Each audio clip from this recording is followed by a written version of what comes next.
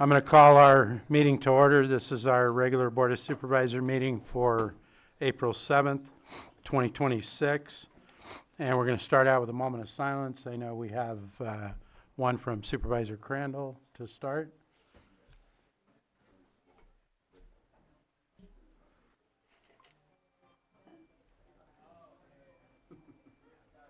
So we have a moment of silence for Ron Keys. Ron Keys, as you know, is an artist. He was based in Lucerne at one time. So much work. I even actually have a painting that he made of me. And so just at one time, I know he had his work. It was all in Robinson and their restaurants. I know just there's so many different people he's touched with his pictures, not just pictures, but his photos, his paintings and his photos. And so he leaves behind his family and his wife, Annie Barnes Keys, and his children. And so I think they already had something for him, but we just want to honor him and give his family our blessing and condolences. Thank you. We have another from Supervisor Sabatier. Want to remember and have a moment of silence for Harold Riley. I've known Harold probably for about 15 years from living in the city of Clear Lake. Harold was, I don't mean anything against anyone else who is a great leader and advocate, but he was the leader and advocate for LGBT rights here in Lake County. He was known as the Rainbow Reporter, if you listen to KPFZ. He would take part in our parades. He would take part in the proclamations that we would do every June. He had the experience of a lifetime of seeing the world change in front of his eyes based on his fight and everyone else that was fighting with him to make change. He had endured the worst and seen the best. And unfortunately, Harold has passed on. And what we can all hope is that that torch has been passed on so that there are people here in our community that continue fighting to make sure things end up right. So I want to remember Harold Riley.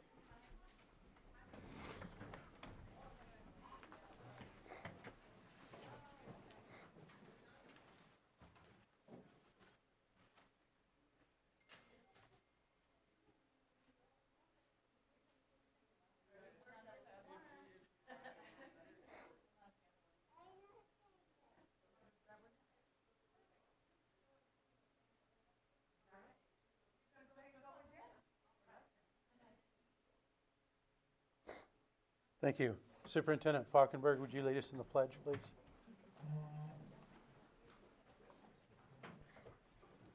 I pledge allegiance to the flag of the United States of America and to the republic for which it stands, one nation, under God, indivisible, with liberty and justice for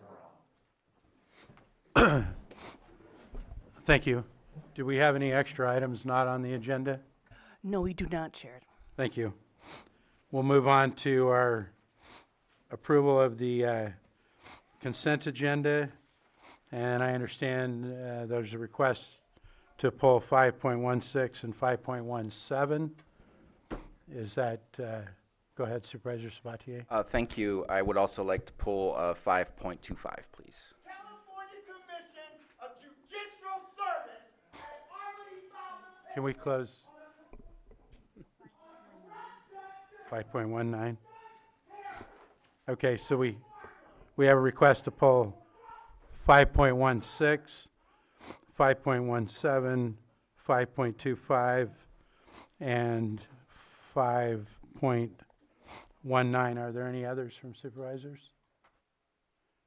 Anybody in the public have any items that they would request to pull for later? Not seeing any. I'll bring it back to the board for action. Mr. Chair, I move to approve the consent agenda as proposed with the exception of 516, 517, 525, and I believe it was 519. Correct. Second. I have a motion and a second. All in favor? Aye. That motion carries 5-0. Next, we're going to move on to our public input. Can I see a show of hands in the audience, how many people request to speak today? Okay. Online, if you could raise your hand, let the clerk know. 2, 3. Okay, we're going to start we'll start online this morning. Guest. If you can identify yourself, you'll have 3 minutes. Thank you, Mr. Chair. Angela Amaral, speaking as the Earth Chair this morning. I'm going to read a letter that we sent recently to Behavioral Health regarding the closure of the Big Oak Pier Center in Clear Lake Oaks. It stated, we were recently informed of the decision to close the Big Oak Pier Center in Clear Lake Oaks and relocate services to Clear Lake with a final day of operation scheduled for June 1st. The Big Oak Pier Center is an integral resource for the Clear Lake Oaks community. Local residents face ongoing challenges related to food insecurity, homelessness, and limited access to basic services. The center currently provides food distribution to nearly 900 each month and offers shower facilities to more than 200 people without access to clean water. In addition, programs such as therapeutic art classes, benefits assistance, and regular support check-ins, along with its role as a heating and cooling center during extreme weather, serve numerous individuals daily. These are not minor contributions. They are essential services that directly impact public health, safety, and community stability. A complete shutdown on June 1st without a long-term plan in place would be devastating and would undermine the significant progress made to date. With the closure of the Big Oak Pier Center in Clear Lake Oaks and the Circle of Native Mines Center in Lakeport, residents will need to travel into the city of Clear Lake for services. While we understand there is discussion of utilizing the mobile unit to try and bridge the gap, we are concerned that this may not be an adequate solution. Our community has come together to develop a path forward. However, implementation will require time. We respectfully request that the Lake County Department of Behavioral Health grant a 6-month extension to keep the Pier Center operational at its current location through December 31st, 2025 or 2026. This extension will help ensure that our most vulnerable residents continue to receive critical services while a sustainable long-term solution is finalized. We are hopeful that Earth and Lake County Behavioral Health can work collaboratively to address the immediate challenges while building a stronger, more resilient solution for the future. In response, Earth did receive a response from Behavioral Health with no suggestions for further discussion or assistance. Our hope is that the board will look into this further and consider putting an item on the agenda in the near future for more discussion. Thank you for your time and consideration. Thank you. Zoom user, please identify yourself and you'll have 3 minutes.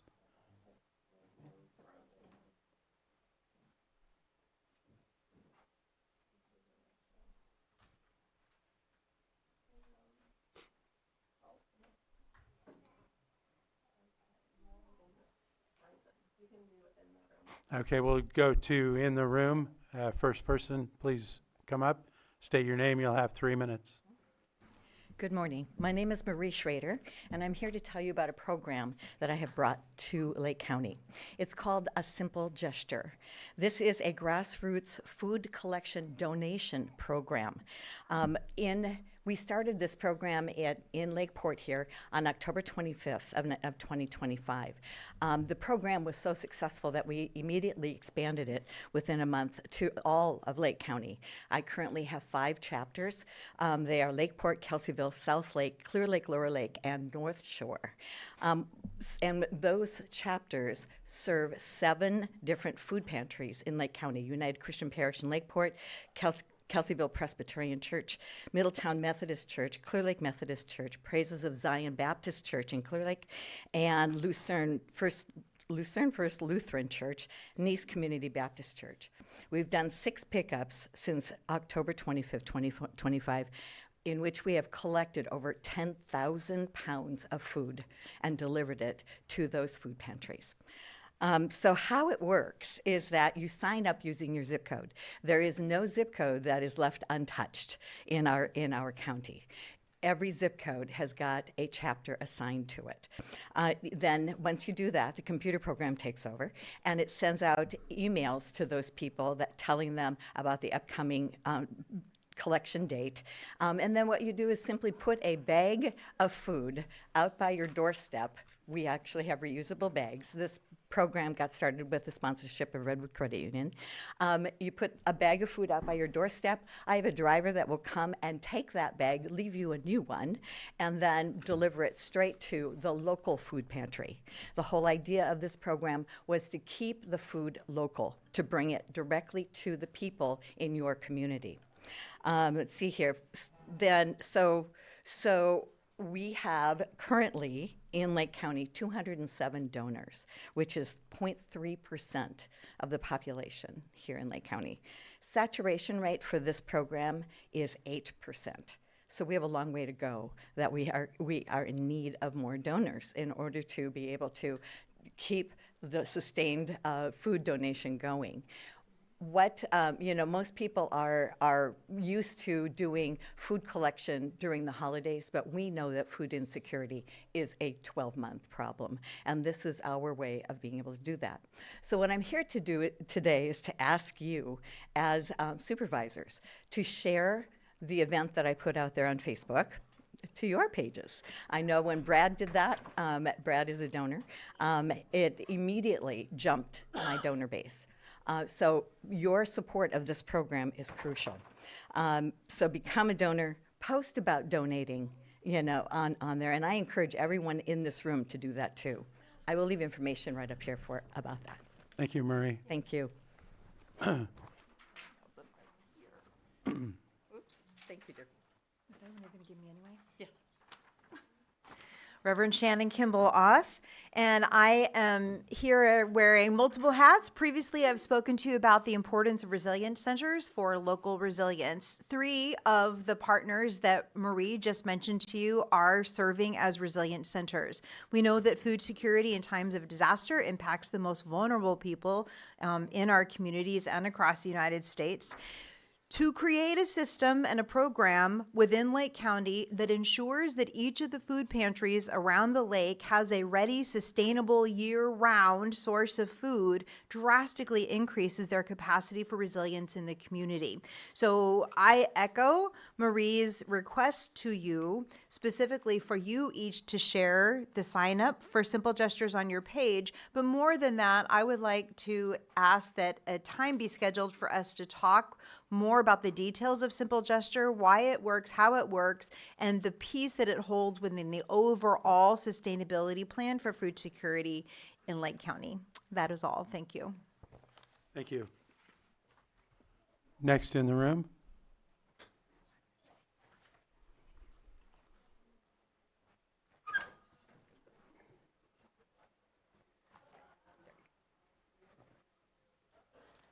Good morning, Mr. Chair, members of the board. I want to pick up on something that Supervisor Owen mentioned in the last meeting concerning, it came up in the special districts hearing where a lot of issues were presented, and she had asked a very fair question of whether there should be independent audits performed on that department and other departments. And there seemed to have been frankly, a knee-jerk reaction of, oh, well, we already do audits, as if that was an acceptable response. And in fact, I think it was disturbingly, in light of recent events, disturbingly tone deaf. In November, we found, I believe it was behavioral health is upside down by $1.5 million, and they're asking for a loan. And that came as a surprise. We also found out that building and safety, 6 months into their annual budget, had already run out of money in reserve, and that they were asking for a loan or else. Your audits didn't pick up on it. Your best management practices didn't detect it. Your controls and flags didn't do anything, and certainly there wasn't any governance. December rolls around, and it's more of the same but worse. We find out that the building and safety issue was going on for 3 years, not 6 months, that the management there knew about it, that it wasn't sustainable. They went and did it anyway and didn't tell anybody for 3 years. And again, you guys didn't detect it, much less prevent it. January rolls around, And again, more of the same but worse. We find out that it's not just building and safety, but it's also planning and code enforcement. We're using that reserve as a slush fund. Supervisor Sabatier asked the question. This has been going on for 3 years, and we're finding out about it now. How is that possible? Later in the month, we find out from the state during the sewage spill that special districts had something on the order of 13 deficiencies identified in their management practices. Their governance detected it, but our counties didn't. In February, again, more of the same but worse. It's not just the Building and Safety Reserve, but also the Cannabis Reserve. In 2024-25, CDD was authorized to take out $560,000, but they took out almost $800,000, 41% more than they were authorized. Nobody said anything, no flags, nothing was tripped, no best management practices. In March, we find out that the reason CDD says we're not responsible for the Cannabis Reserve. So Supervisor Sabatier asked the question, I'm paraphrasing, well, if you're not, then who is? Who's governing this? And the response from staff was, nobody. So we're back to Ms. Owen's comment. There are audits that are specifically designed to look into these things. They're called performance audits. They look at best management practices, identify deficiencies, and recommend corrective actions. I respectfully suggest that you reconsider the importance for fiscal responsibility in audits. Thank you. Thank you. Next in the room. Not seeing any, we'll go back to Zoom. Zoom user, if you can identify yourself, and you'll have 3 minutes. Sky Lewa, Pillsbury Family Farms. On a normal day, this board tells the public that transparency matters, accountability matters, and public participation matters. But on March 24th, 2026, we heard something else. We heard that public scrutiny is a hindrance for you, that questions are a barrier for you, and that the people doing their job is now overreach for you. There is nothing excessive about asking how our $4.5 million grant is going to be used. There is nothing unreasonable about expecting details before approval. There is nothing inappropriate about the public questioning and challenging decisions that are made in its name. What is inappropriate is a governing body that begins to treat public oversight as an inconvenience, because that's what's being pushed here is not efficiency.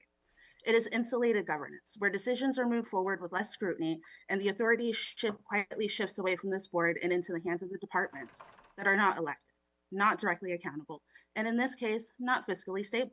Since November of 25, this board sat here and reviewed the condition of Community Development Department. You discussed the cuts. You discussed deficits. You discussed the need for better fiscal control. You were asked to approve a grant with no clear program, defined scope, no transparent structure that may very well route funding back into the same department. So I have to ask, are you using grants to backfill a department that this board itself just reduced? And what is more troubling is not just a lack of detail, but is the reaction from the supervisors to the public demanding it. When a supervisor sits there and suggests that public review is a barrier, that the consent agenda items should already be out the door, what is really being said to the public is this. The public needs to ask its government fewer questions. The public should learn to trust its government more, and the public should learn to understand less. That is not transparency, nor is it leadership, and that is not the role that you were elected to serve. You were not elected to move free money out the door. You were elected to stand in the way of decisions that have not been fully explained. You were elected to question. You were elected to challenge, and you were elected to slow things down when it's necessary so the public can clearly see what is being done in its name. When a supervisor says that public overreach is oversight, what follows is a government that no longer answers to its people, but to its own momentum.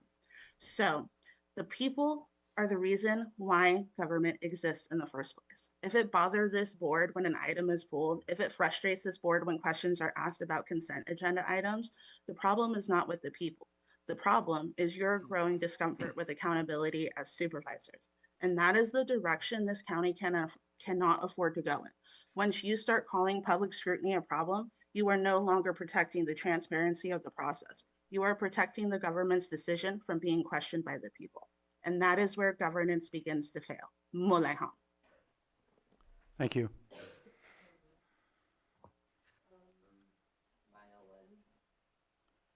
Maya Lynn, you'll have 3 minutes.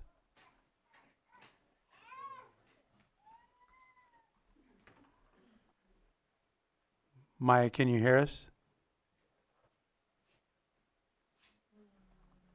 Is there another one?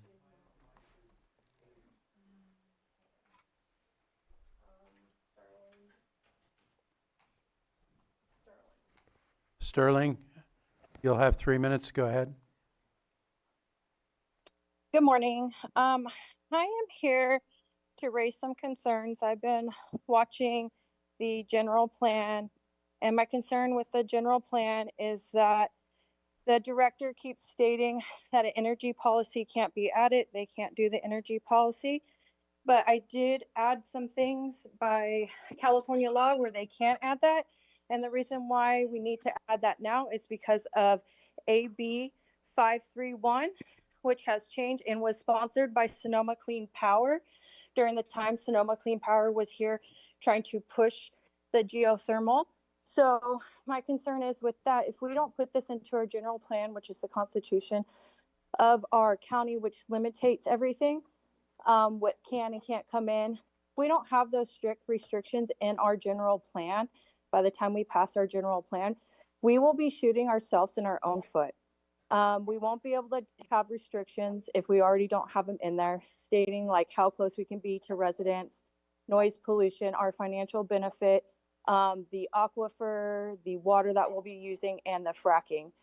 It's really important that you guys pay attention to this and that it gets put in there. I do know that the ad hoc committee is coming up with an update today, but there's some concerns with the ad hoc committee. We have a member that sits on the board that sits on the ad hoc committee that has interest on being Sonoma Clean Power and wants the geothermal to come in here. And to me, that's a conflict of interest. So these are things that as a board, you guys can prevent for us community members, because ultimately it's going to be your guys' decision. And it's been very loud and clear with a lot of community members how worried we are about this. And I really hope that the board members sitting there are hearing us loud and clear, just like we've been asking for forensic audits on these departments. We've been coming to you guys as a community with our concerns. And I really hope the 5 of you are listening to our concerns and are able to do that. Thank you.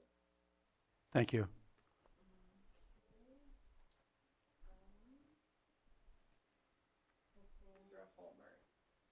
What was that? Cassandra, if you can identify yourself, you'll have 3 minutes. Good morning. I'm Cassandra Holbert. I'm here today as a resident directly impacted by the Clear Lake sewage spill. I just want to speak to 3 things that our community urgently needs that I'm hearing from many community members: independent oversight, accountability, and clear, consistent information. First, we need an independent audit, not an internal review, not a summary, not a filtered report, a truly independent third-party audit of, many things. But, for me specifically, the Clear Lake sewage spill incident, from infrastructure conditions prior to the failure to the response timeline, decision-making process, communications, ongoing mitigation efforts. The public deserves to understand not just what happened, but why did this happen? And could this have been prevented? Accountability. Accountability is not about blame for the sake of blame. It's about responsibility, correction, prevention. If there were gaps in maintenance and oversight or response, we need to know where those breakdowns occurred and what's being done to ensure they never happen again. Without accountability, there's not going to be any trust. And right now, trust in our institutions is deeply shaken. Third, clarity and access to information. We shouldn't have to piece together our reality from fragmented updates, conflicting statements, buried documents. We need transparent and centralized, accessible information. We need clear data, we need honest communication, and we need a straightforward timeline of events and actions taken, ongoing updates that are consistent and not reactive.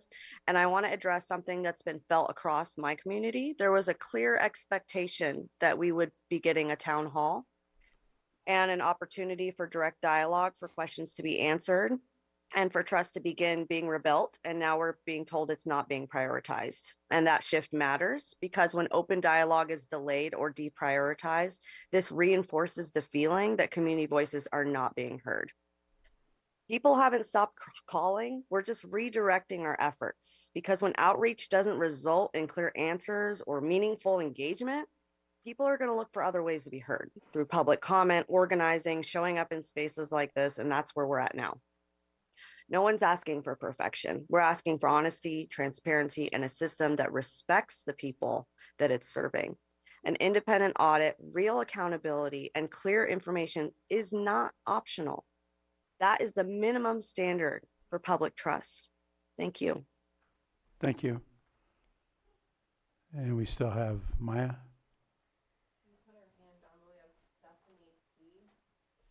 Stephanie, if you can identify yourself, you'll have 3 minutes.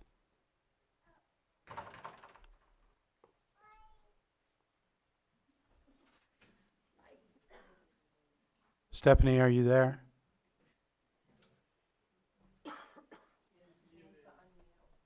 What was that? Stephanie, you need to unmute.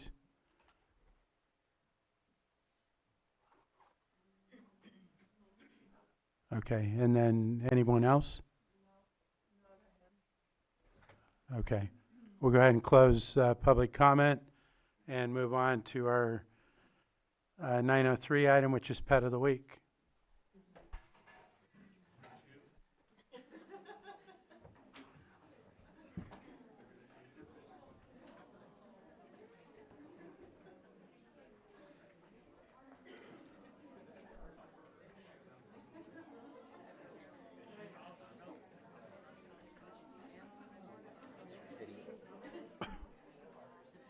Looks like it. Hi, I'm Officer Real with Lake County Animal Care and Control, and this is Cleo. She is a 1-year-old pit bull that came into our shelter about a month and a half ago. Unfortunately, she was abandoned at a dog park. She's shy at first, as you guys can tell, but warms up quite nicely. She gets along with other dogs, and I'm not sure how she acts with cats. So if you have any cats, you just give us a call down at the shelter at 4949 Hellbush Drive, right behind the jail.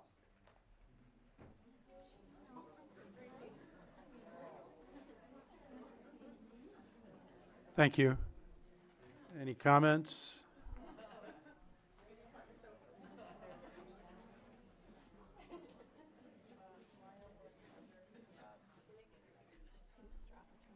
What's that? Yeah, it's Maya, you can send us an email. We called you a couple times, not sure what was going on, but we closed public comment. Okay. We're going to move on to our 905 6.3 item, which is presentation of proclamation designating the month of April 2026 as Sexual Assault Awareness Month in Lake County. Vice Chair Pyska is going to handle this, and anyone that's here for this proclamation, you're welcome to come up here with Supervisor Pyska.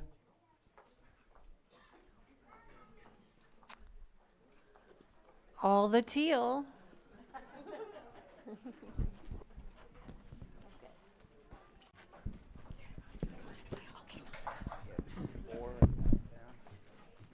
Hold up. I grabbed too many.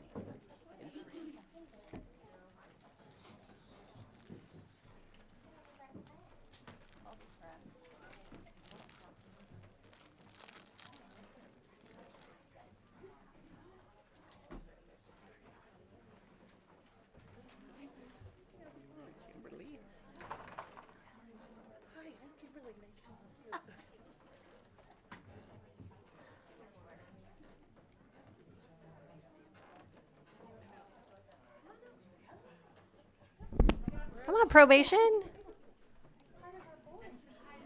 Come on up. We're gonna have to make a little bit more room. We've got plenty of room.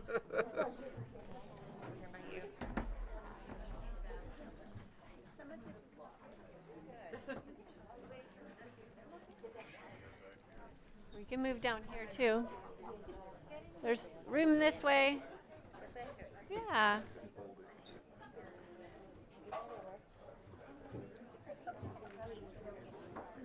Congratulations. Good. How are you? Pretty good.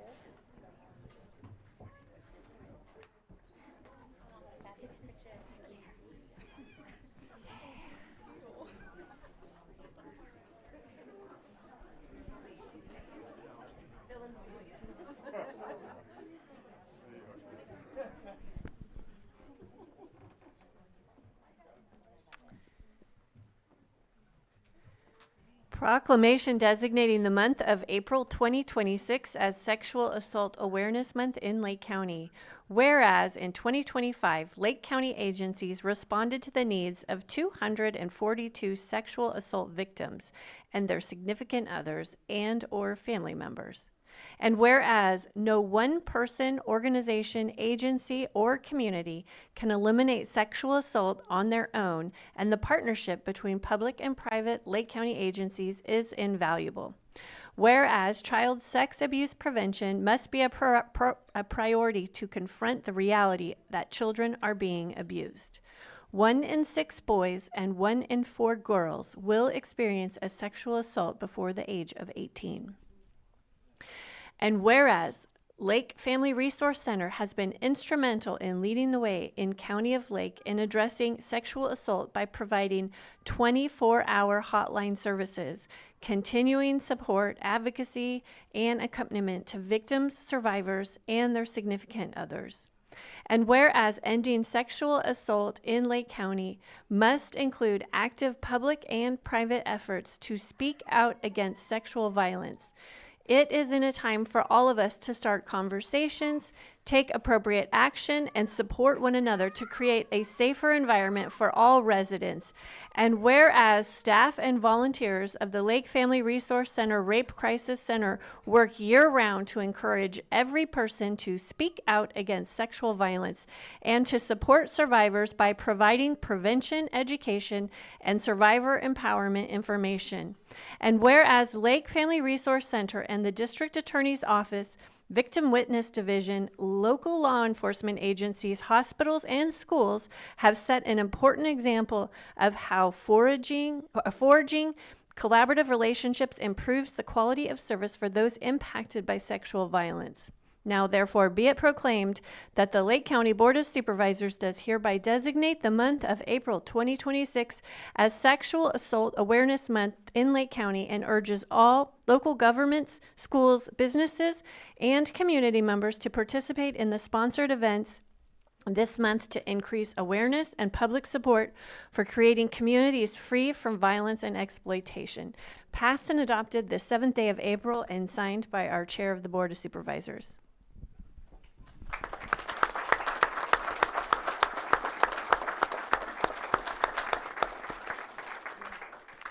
So it's wonderful to see so many of our partners up on this stage today. I really appreciate you coming because these are the faces. It's incredible. It is absolutely incredible. Thank you all. I don't necessarily want to say anything. Gina has some things to say, but apparently I'm saying something. So anyway, thank you all. I did not expect that the group of people that got up because there's lots of things going on today. And Jamie, we share her. Anyway. I don't know why Jamie's not up here. Hi, my name is Gina Pilot, and I am the coordinator at the Rape Crisis Center. And I want to thank the board for this proclamation and recognizing Sexual Assault Awareness Month. This year also marks 25 years of the Rape Crisis Center's supporting and recognizing Sexual Assault Awareness Month activities. It's a reminder of the long-standing commitment that Lake County has made to prevention, education, and survivor support. In a rural community like Lake County, the realities of sexual assault can be hidden by distance, isolation, and limited resources. Survivors may fear speaking up in a small community or may not know where to turn for help. That is why awareness, education, and strong community partnerships are so important. This proclamation is more than a statement. It's a commitment. It reminds us that preventing sexual violence and supporting survivors is a responsibility that we all share. To the survivors in our community, we see you, we believe you, and you're not alone. Thank you to our advocates and our community partners who continue working to make Lake County a safer place for everyone. Some of the events that I wanted to talk about this April is today's Day of Action. It's kicking off Sexual Assault Awareness Month, and our color is teal. And we have our proclamation. We'll be at Woodland Community College for Earth Day on 4/23. 4/29 is Denim Day. And we have coffee sleeves around various coffee shops here in Lake County. And to our local law enforcement, they have agreed to once again, put teal ribbons on their vehicles. So thank you very much. Thank you.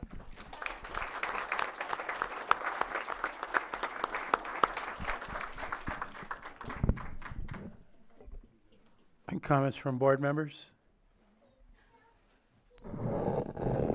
Thank you to Lake Family Resource Center and all of our partner organizations that assist in this area. Thank you, everybody. Thank you.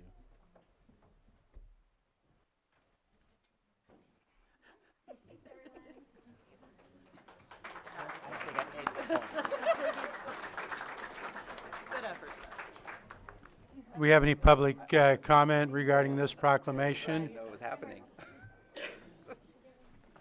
Not seeing any. None online, Johanna?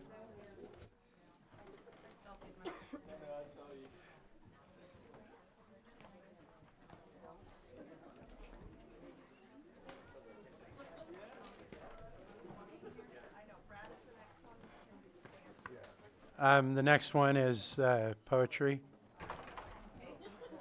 You can stay. I felt my face getting hot.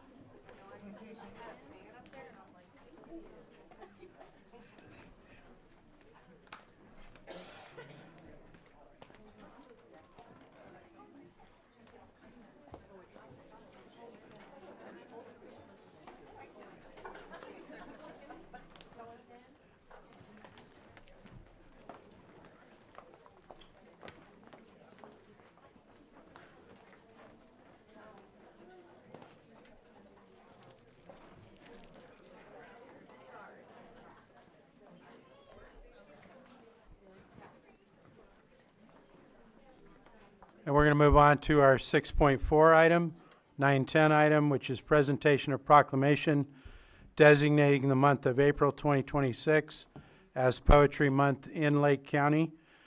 Supervisor Owen is going to handle this, and anybody here that's here for the poetry, please come up. All of the above. All of you.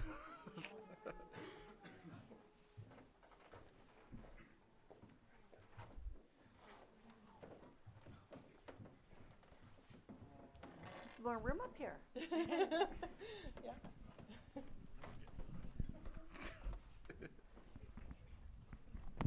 I'm excited to do the poetry today.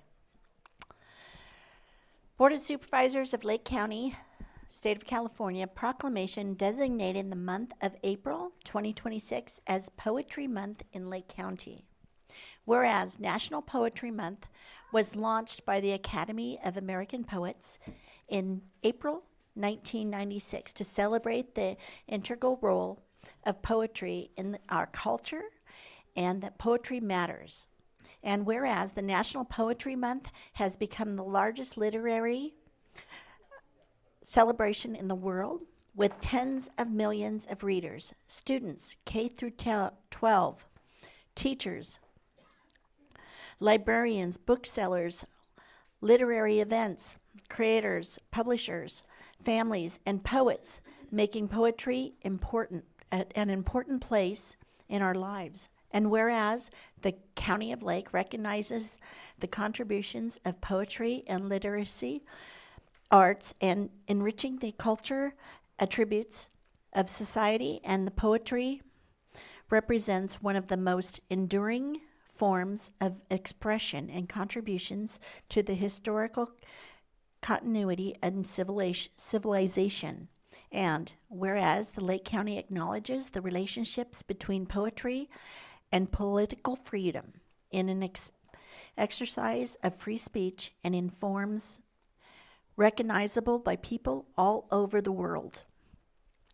Now, therefore, be it proclamated that the County of Lake Board of Supervisors does hereby designate the month of April 2026 as Poetry Month in Lake County, passed and adopted this 7th day of April 2026.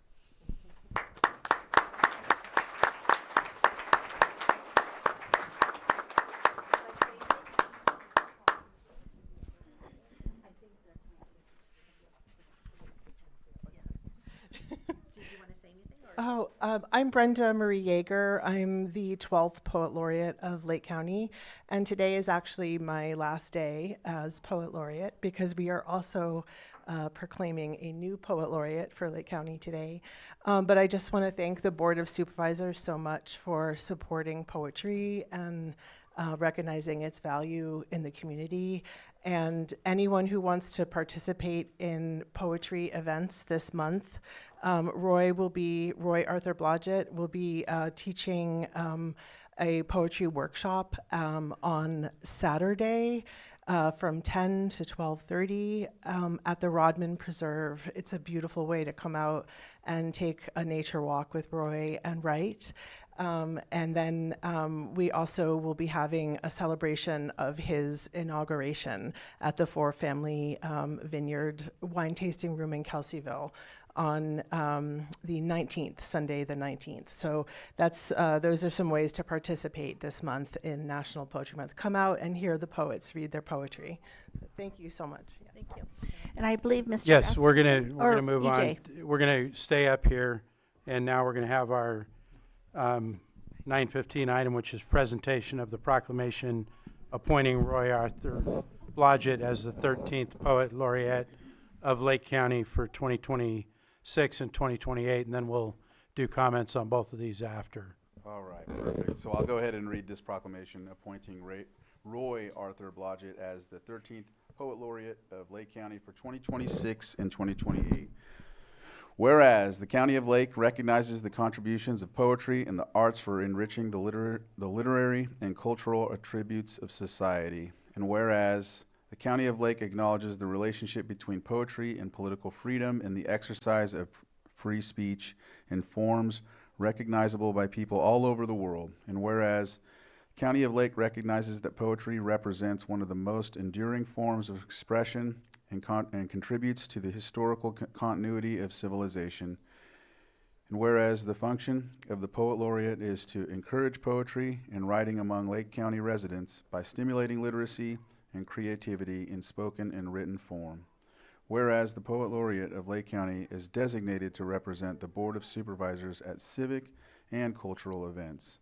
Now therefore, the Lake County Board of Supervisors does hereby appoint Roy Arthur Blodgett as the 13th Poet Laureate of Lake County for the years 2026 through 2028 and wishes him well in his new position, passed and adopted this 7th day of April 2026, signed by the Chair of Board of Supervisors, Brad Rasmussen.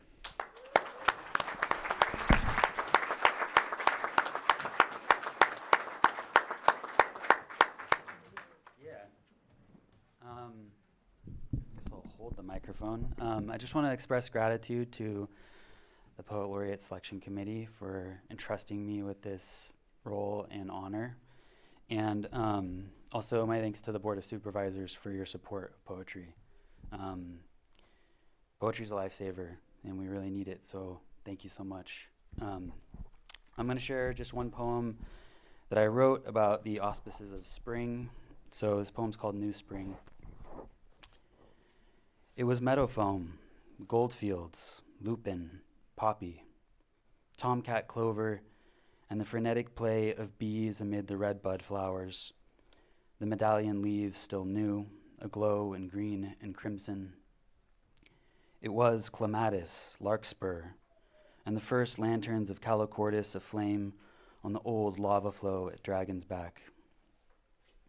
I dreamt every night of cave bears, my fingers tracing the marks of their claws in the ash, my hands placing their skulls on altars of stone in the dark, enveloped in the animal scent, listening for their breathing, waiting for their stirring and what it signified. Today, I thought we might look back on these mornings, on the birdsong, on the scarcity, the fraying hope and insecurity, all of us looking back fondly at everything we had together, which couldn't be bought. Thank you.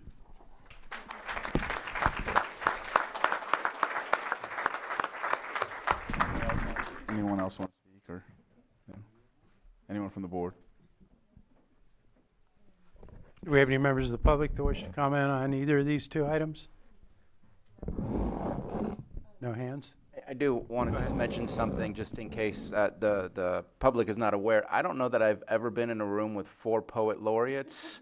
So I think this is a great moment. This shows the support that past poet laureates have for current and future poet laureates. Just appreciate seeing everybody in the same room, and congratulations, Roy. And let's get a picture with all of us.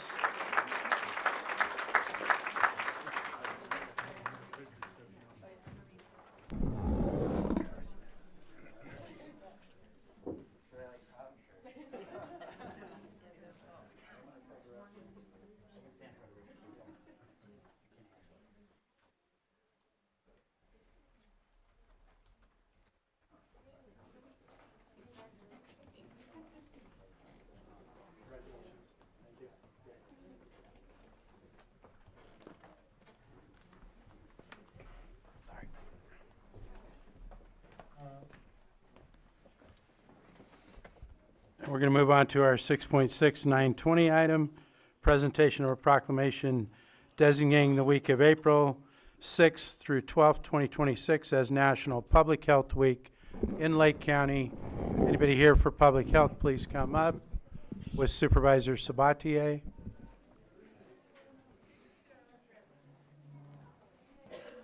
I know there's a bunch of you.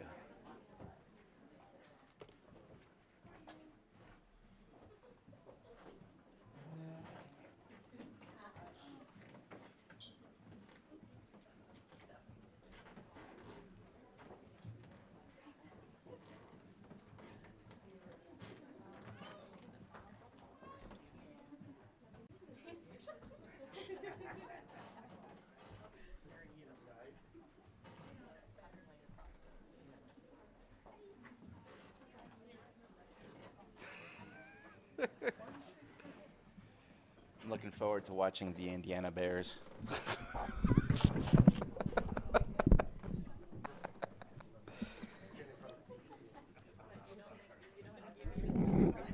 I see faces up here I've known for quite some time, and I see new faces, and it's just exciting to see the continued growth of our health services department. Today we are designating the week of April 6th through 12th, 2026 as National Public Health Week in Lake County. Whereas the week of April 6, 2026 is National Public Health Week, and the theme is Ready, Set, Action, highlighting that public health actions occurring through scientific discoveries, legislation, and community initiatives have significantly improved the health of all Americans. And whereas public health organizations use National Public Health Week to educate public policymakers and the public on issues that are important to improving the health of the people of the United States, and public health professionals helps communities prevent, prepare for, withstand, and recover from the impact of a full range of health threats, ranging from infectious disease outbreaks to natural disasters preparedness. And whereas the Administration Division supports each Health Services Department program and its mission to promote and protect the well-being of local residents. The Environmental Health Division enhances public health in Lake County through education, enforcing safety standards, making sure our restaurants are awesome, and promoting compliance with environmental health laws. And the Public Health Division improves community health by providing information, resources, access, and services to Lake County residents. And whereas Public Health Week also recognizes the partnership and service of local public and private agencies, foundations, community partners, academia, and health-related enterprises that are working in collaboration to promote healthy behaviors and bolster the Health Services Department's efforts in improving the health outcomes of Lake County residents. And whereas racial and ethnic minority populations in the United States continue to experience disparities in the burden of illness and death as compared with the entire population of the United States, and a person's health status can differ drastically by zip code due to differences in the built environment, environmental quality, community context, access to healthy food, access to education, and health care. Yeah. And whereas County of Lake Health Services recognizes and seeks to address the health disparities experienced by rural communities and by tribal populations, Latinx populations, LGBTQIA2S plus populations, populations living in poverty, aging populations, those who are geographically isolated, and those who are experiencing substance use or mental health issues. And whereas Lake County Health Services seeks to promote policies, systems, and services that promote optimal health and remove systemic barriers that result in health inequities, and strives to address the health disparities experienced by rural communities as a whole. Now, therefore, be it proclaimed, the County of Lake Board of Supervisors do hereby recognize April 6th through 12th, 2026 as National Public Health Week in Lake County, passed and adopted this 7th day of April and signed by our board chair.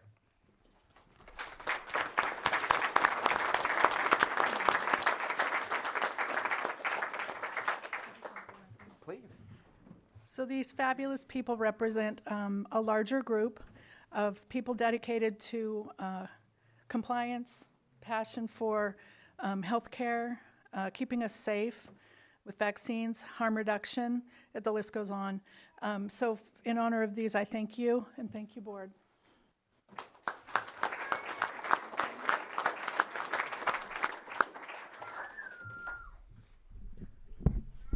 Anybody who thought they were getting out of here without me talking, you clearly were unprepared. Standing behind me are some of the hardest working people you will ever meet, and you will never know. In my division, Environmental Health Division, we're often referred to as a silent army. Are in restaurants or tattoo shops. We are unfortunately standing over your septic tanks when they are in failure, and it is not pleasant, but it's a job and it's important. These people come to work every day and just absolutely kill it. They do an amazing job, and without them, our public health standards would just decline. Things that people take for granted, going to a restaurant and having a meal and knowing they're not going to get sick, that's a privilege. That's a lot of work by a lot of people to make sure that every day you have the best options and the safest options for you. And for the public health people on their side, they will almost never get the recognition individually for the work that they do. It is extremely rare that anybody is ever called out for the work that they do, yet every day they do the work, and they do it for the people of Lake County. And I just want to say thank you, and I'm absolutely honored to be part of this group. So thank you.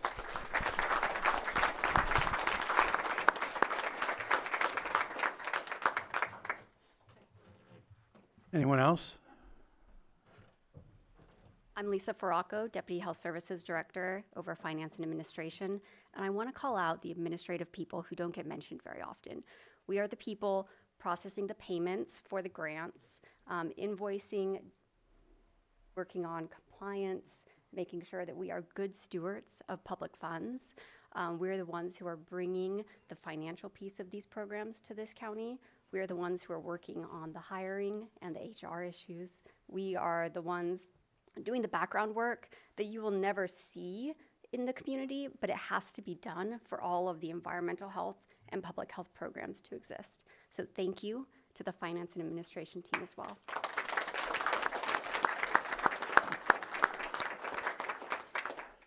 Any comments from board members? Or doctor first? Sorry, I didn't know you. So I'm Dr. Bob Bernstein. I'm your county health officer. And actually, I'd like to express my appreciation to you, because the public, when they appreciate and attend to what we have to say, helps us and helps yourselves to protect yourselves with vaccinations, with behaviors. And I just want to say that it's your work that helps to prevent illness, injury, disability, and premature death. Thank you very much.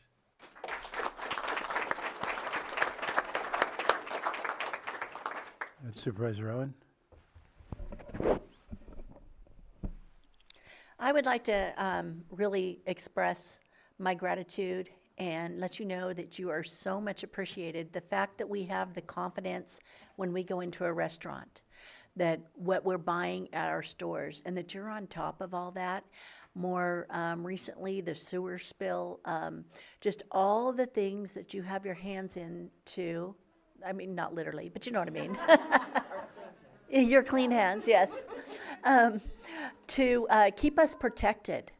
And your job is very much appreciated. And I know that you don't get told thank you enough. So I just want to extend a special thank you to each and every one of you. You guys are important.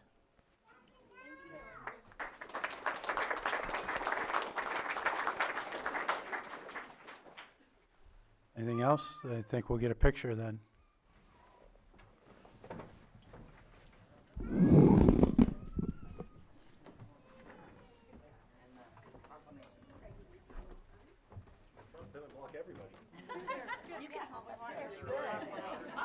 Hop up here. Normal height.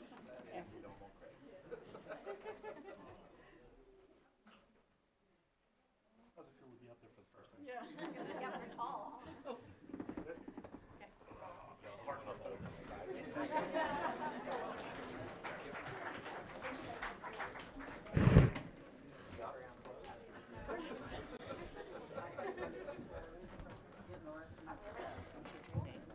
Anybody in the public that wishes to comment on this item?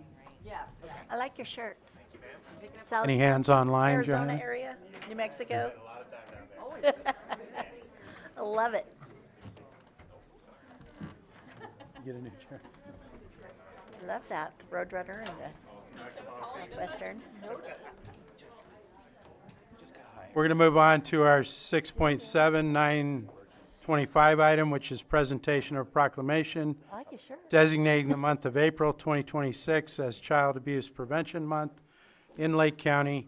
And anyone here for that, please come up.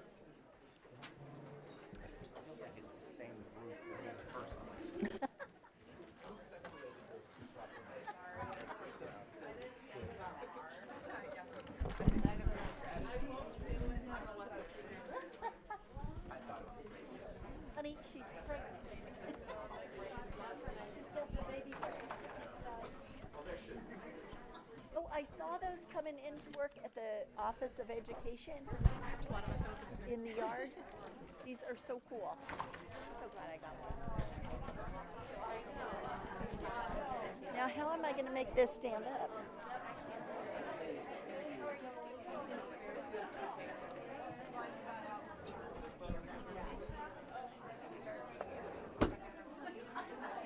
You just have your own portable.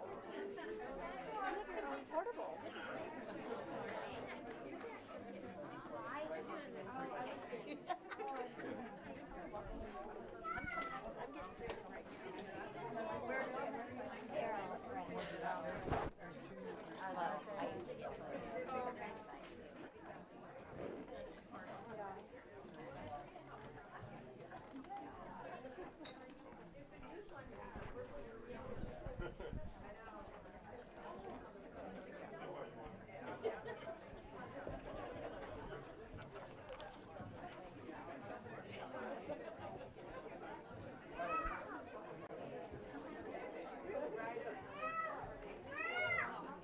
No. Nancy? No.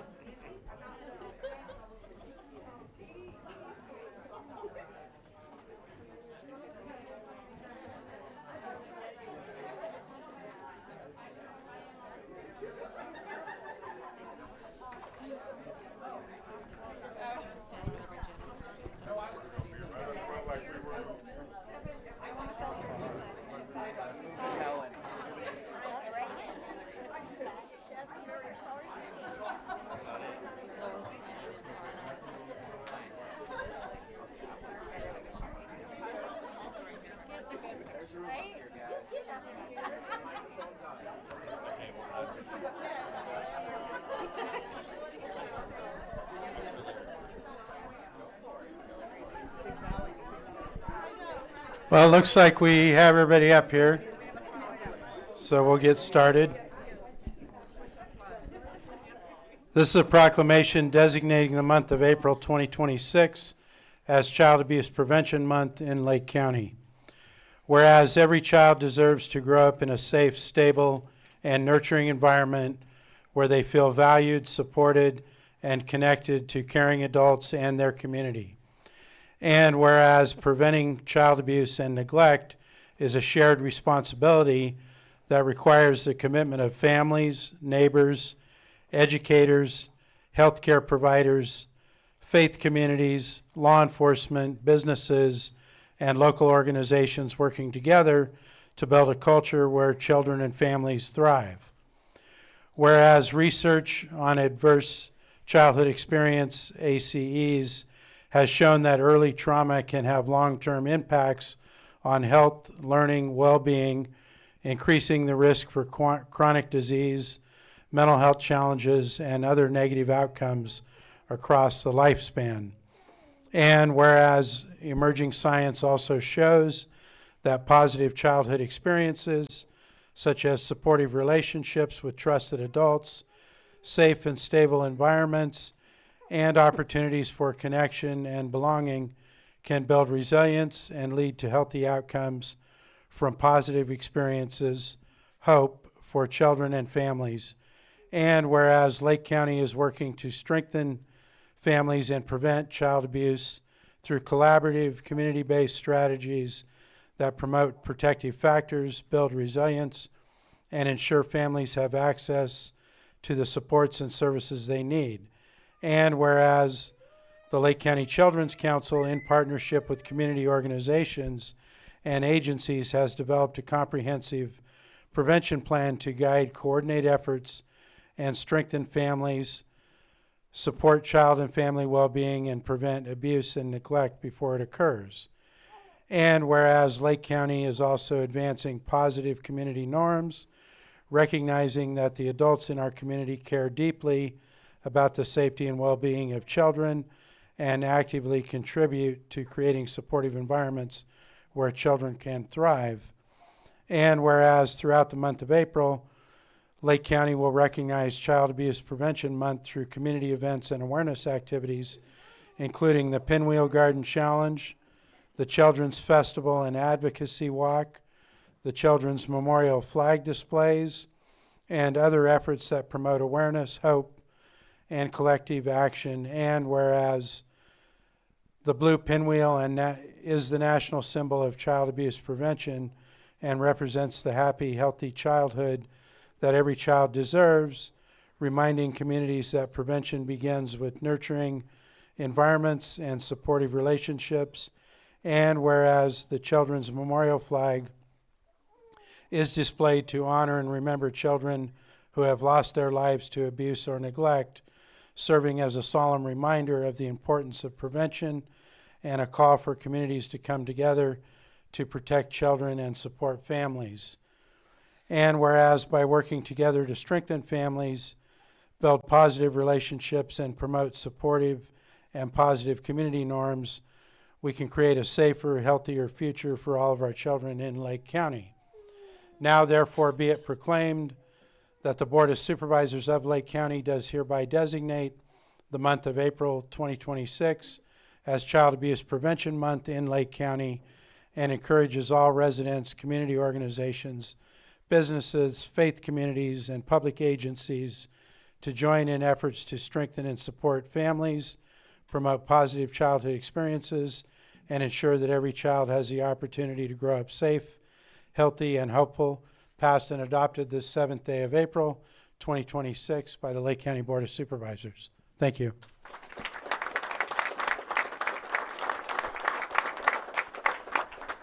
And just quickly, I just wanted to say, I mean, I know this gets mentioned a lot, but in Lake County, whether it's, working on this subject or anything else, it's the tremendous partnerships that we have, and that's evident by everybody up here today, that we're always working in collaboration, and that's why we're very successful. So thank you.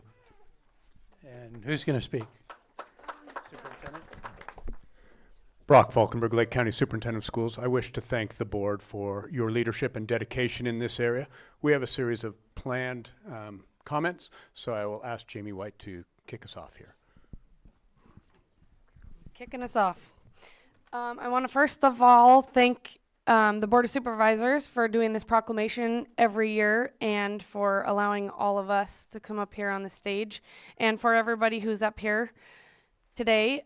So today we are gathering not only to acknowledge a difficult issue, but also to recognize the many people across Lake County who are working every day to support children and strengthen families.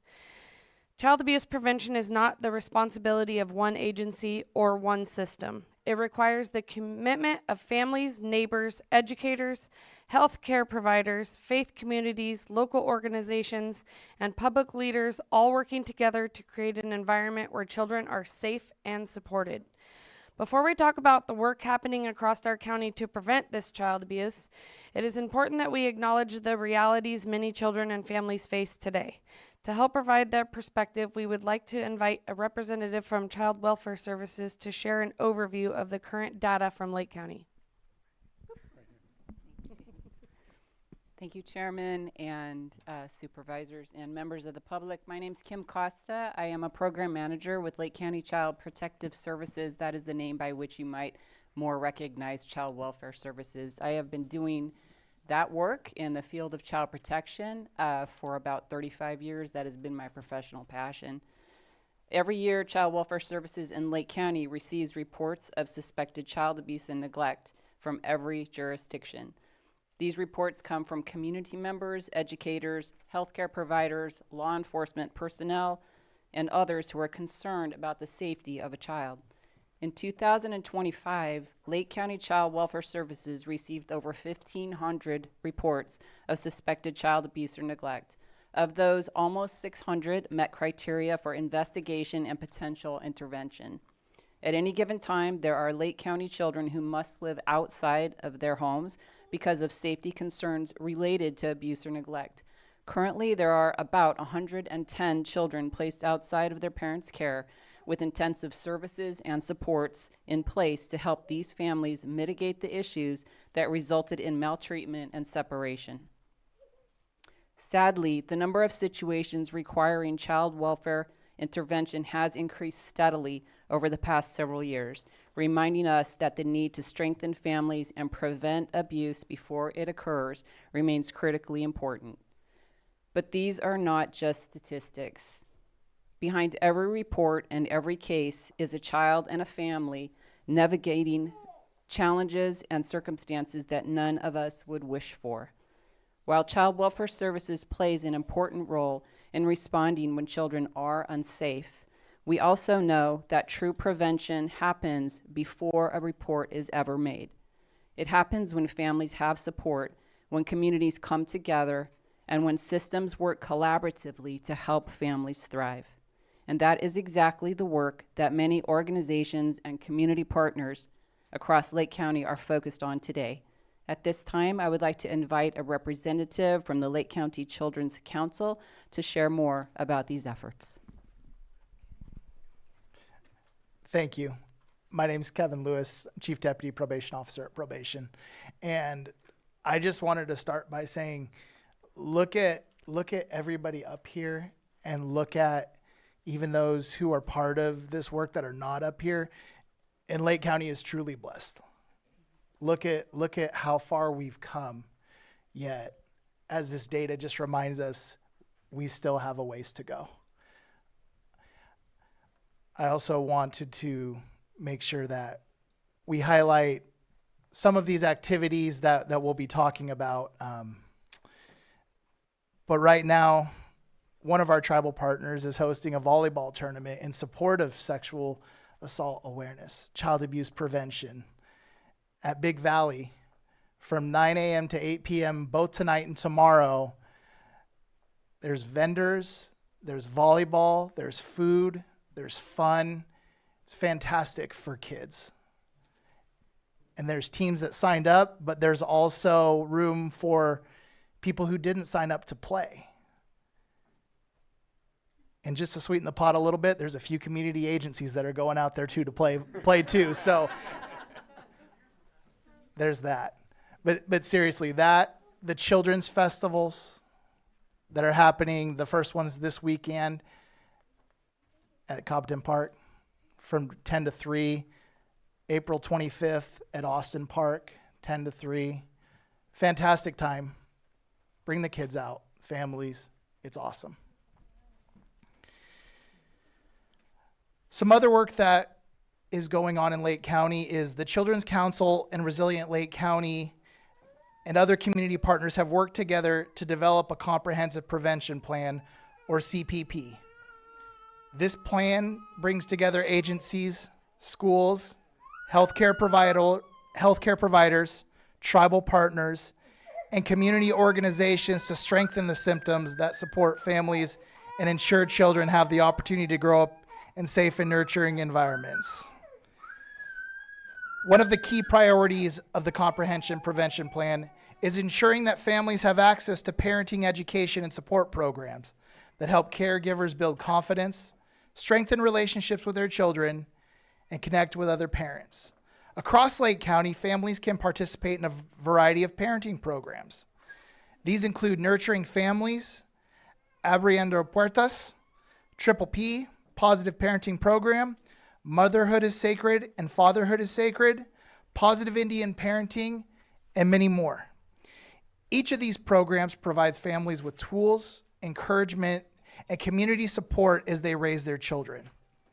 Additionally, Resilient Lake County collaborative efforts continue to meet regularly and support the goals of the Comprehensive Prevention Plan and to strengthen prevention efforts across the county.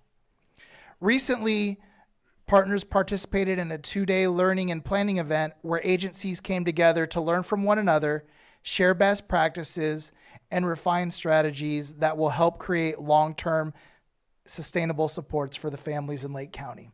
These collaborations reflect a growing understanding that prevention is not something one program can do alone. As I said, it takes a village, and look at this village. I'm Samantha Bond. I'm the executive director of First 5 Lake, and some days I feel like that too, and I want to throw myself on the floor and scream too. But in terms of the work that we do here, it's really important. So not only do we have the comprehensive prevention plan, but we also have two new programs and stuff that we are bringing to the community. One of them is the positive community norms. The positive community norms is an approach that focuses on elevating the positive behaviors and values that already exist within our community.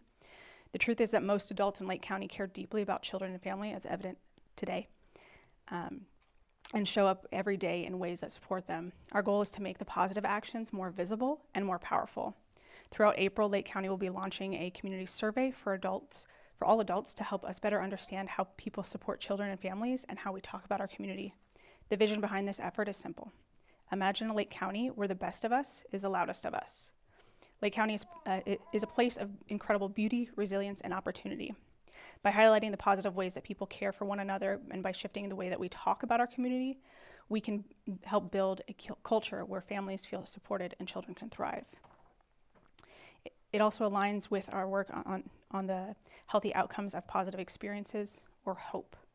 HOPE reminds us that when children are have supportive relationships with caring adults, safe environments, and strong connections within our communities, they build resilience that help them overcome challenges, thrive throughout our lives. The HOPE framework aims to inspire a movement that changes how people and organizations advance health and well-being in children and families and communities. At the present, there are trainings that are happening in Lake County to introduce individuals to the HOPE framework. Unfortunately, our April 15th one is sold out, so be on the lookout for new ones later on in the year. But prevention is not only about responding to when something goes wrong. It's about building the conditions that allow families and children to succeed in everything we do, and that includes our fun activities. You guys thought you got enough of me already, huh? Just kidding. So Kevin talked about our advocacy walk and children's festivals that are taking place on the 11th, this Saturday, and on the 25th. But I wanted to mention just a couple more that don't really get the spotlight, although. So when I was on my way here this morning, I was driving and thinking, just like we said, look at how far we've come, but look at how far we could come. So I'm sure you guys have all seen the pinwheels that are out in the community, but I know we can do better than that. So my vision is that every house and every business has blue pinwheels out, and they are supporting this cause. And I know that nobody is about competition in this county at all. So there is a trophy that is there is awards that are given out for the pinwheels. So I'm encouraging everybody here to put pinwheels out. I know it's going to be competition because the Riv School is piling up the pinwheels, so you guys have some competition going. But that is happening throughout the whole month. We will have a slideshow. I've found a new way to be able to make sure everybody's pictures are on there so we know there is a competition. There is a trophy that Anna, who made that trophy? Was it the Kelseyville High School? Was it one of the high schools actually welded this trophy and made this trophy for us? So this is it is a legit trophy. So I want to make sure that everyone knows about the Pinwheel Challenge. And then lastly, when I was also envisioning my next dream, so each year we do an art contest, and it is for the whole every school district in the county. And there is a lot of artwork that is submitted, and through that we usually get 6. This year we got 7 artworks that were selected for the placemats. Placemats are selected, or the artwork is put on the placemat so you guys can all see, and they are given out at a couple different businesses. But my next dream is that I don't have to just come here and say that Pogo's Pizza in Kelseyville and Judy's Junction in Upper Lake and Lakeport Taco Bell, who has been supporting us every single year, are on this placemat. I want to come here and say every business in this county has a placemat at their business, and they give them out through the whole month of April. So next year, that's going to be my goal, is that this is filled with all of the businesses in Lake County. But go support the people that are supporting us now. So Kelseyville Pogo's Pizza, Judy's Junction, and Taco Bell and Lakeport all have these placemats, so you can go and get a placemat and see the artwork that's on there. And then there's also some in Clear Lake that are being presented too. Yes, Grandpa's Cafe, oh my gosh, Subway, Trejo's, Cabo's, and yep, I think that's it. So yeah. But I highly recommend you guys do that. And did I miss any of our other events? Did I miss any? Pinwheel, got it. All right, off to the last one. Okay, and the last fun event that we have going on for the month of April is, it's not quite fun, but is the Children's Memorial Flag. We have agencies across Lake County who will be flying the Children's Memorial Flag. This flag represents the children lost to child abuse and neglect, and that is what that red child means here. And so we're asking the Board of Supervisors again this year to fly the flag. I have checked with Lars; he does still have the flag, and he's ready for you guys. You will be joining roughly 11 agencies, 20 flags that'll be flown all around Lake County. And so it'll be highlighting during the entire month. And then on Friday, the 4th Friday, April 24th at 9 a.m. at the Sheriff's Office, we will be doing the final flag raising in honor of Children's Memorial Day. And that's the day that we honor, again, the children that are lost to child abuse and neglect. Child abuse prevention is not just about programs and policies. It is about the everyday decisions that we make in communities. For the Board of Supervisors, those decisions often come in the form of policies, funding priorities, and strategic planning. We encourage you to continue keeping children and families in mind whenever you make those decisions. It could be some of the something that you don't traditionally think of that apply to children, but if you think about how may this impact our children and our families, we may start to see that some of those policies will change. Thank you. I think that's all I got. Was there anyone else? We have one right up here. Good morning, everyone. Kimberly Guerra, Program Manager with Redwood Community Services. Thank you for recognizing April as Child Abuse Prevention Month, and thank you all for being here. At Redwood Community Services, we believe protecting children starts with strengthening families and communities. Prevention isn't just about reporting harm. It's about creating safe, stable, and supportive environments where children and families can thrive. Every positive relationship, every moment of listening, and every time we connect a family to support makes a difference. This month, we invite our community to stand with us by learning the signs, speaking up when something doesn't feel right, in helping build a culture where children are seen, heard, and protected. Together, prevention is possible, and together we can help every child grow up safe and supported. If you're interested in becoming a resource family or foster parent, please go to our website, redwoodcommunityservices.org. We have a lot of opportunities if you need referrals to services, but every children deserves protection, support, and love. Thank you.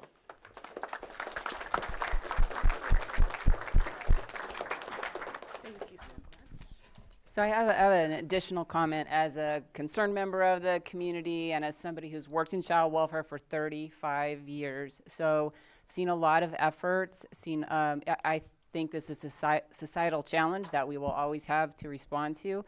And I love the energy that I see here in Lake County year after year.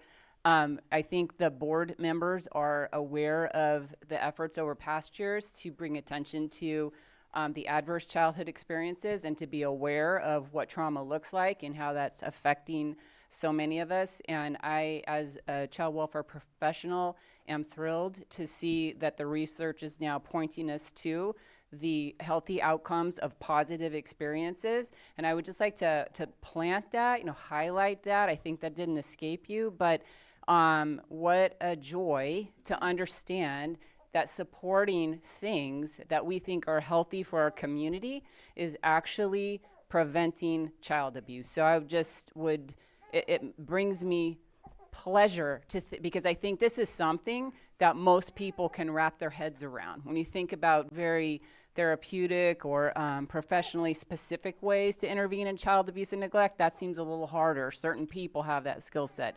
But all of us have the skill set of saying, I get it. Is it good for the children? Let's support that thing. So I just would like to, I know and I trust that you will keep that in your thinking every time something comes before your board and you consider, wow, this is actually going to help us prevent child neglect. So thank you for caring.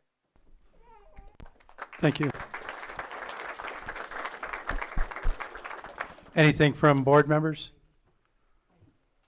No? Any public comment?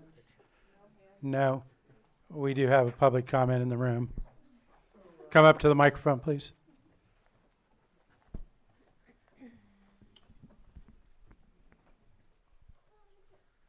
So I'm a parent of 21-year-old survivors of ACEs, and I just want to thank this group and groups like this across the country that help parents, one or another of the parents or the family as a whole, address these problems when they arise.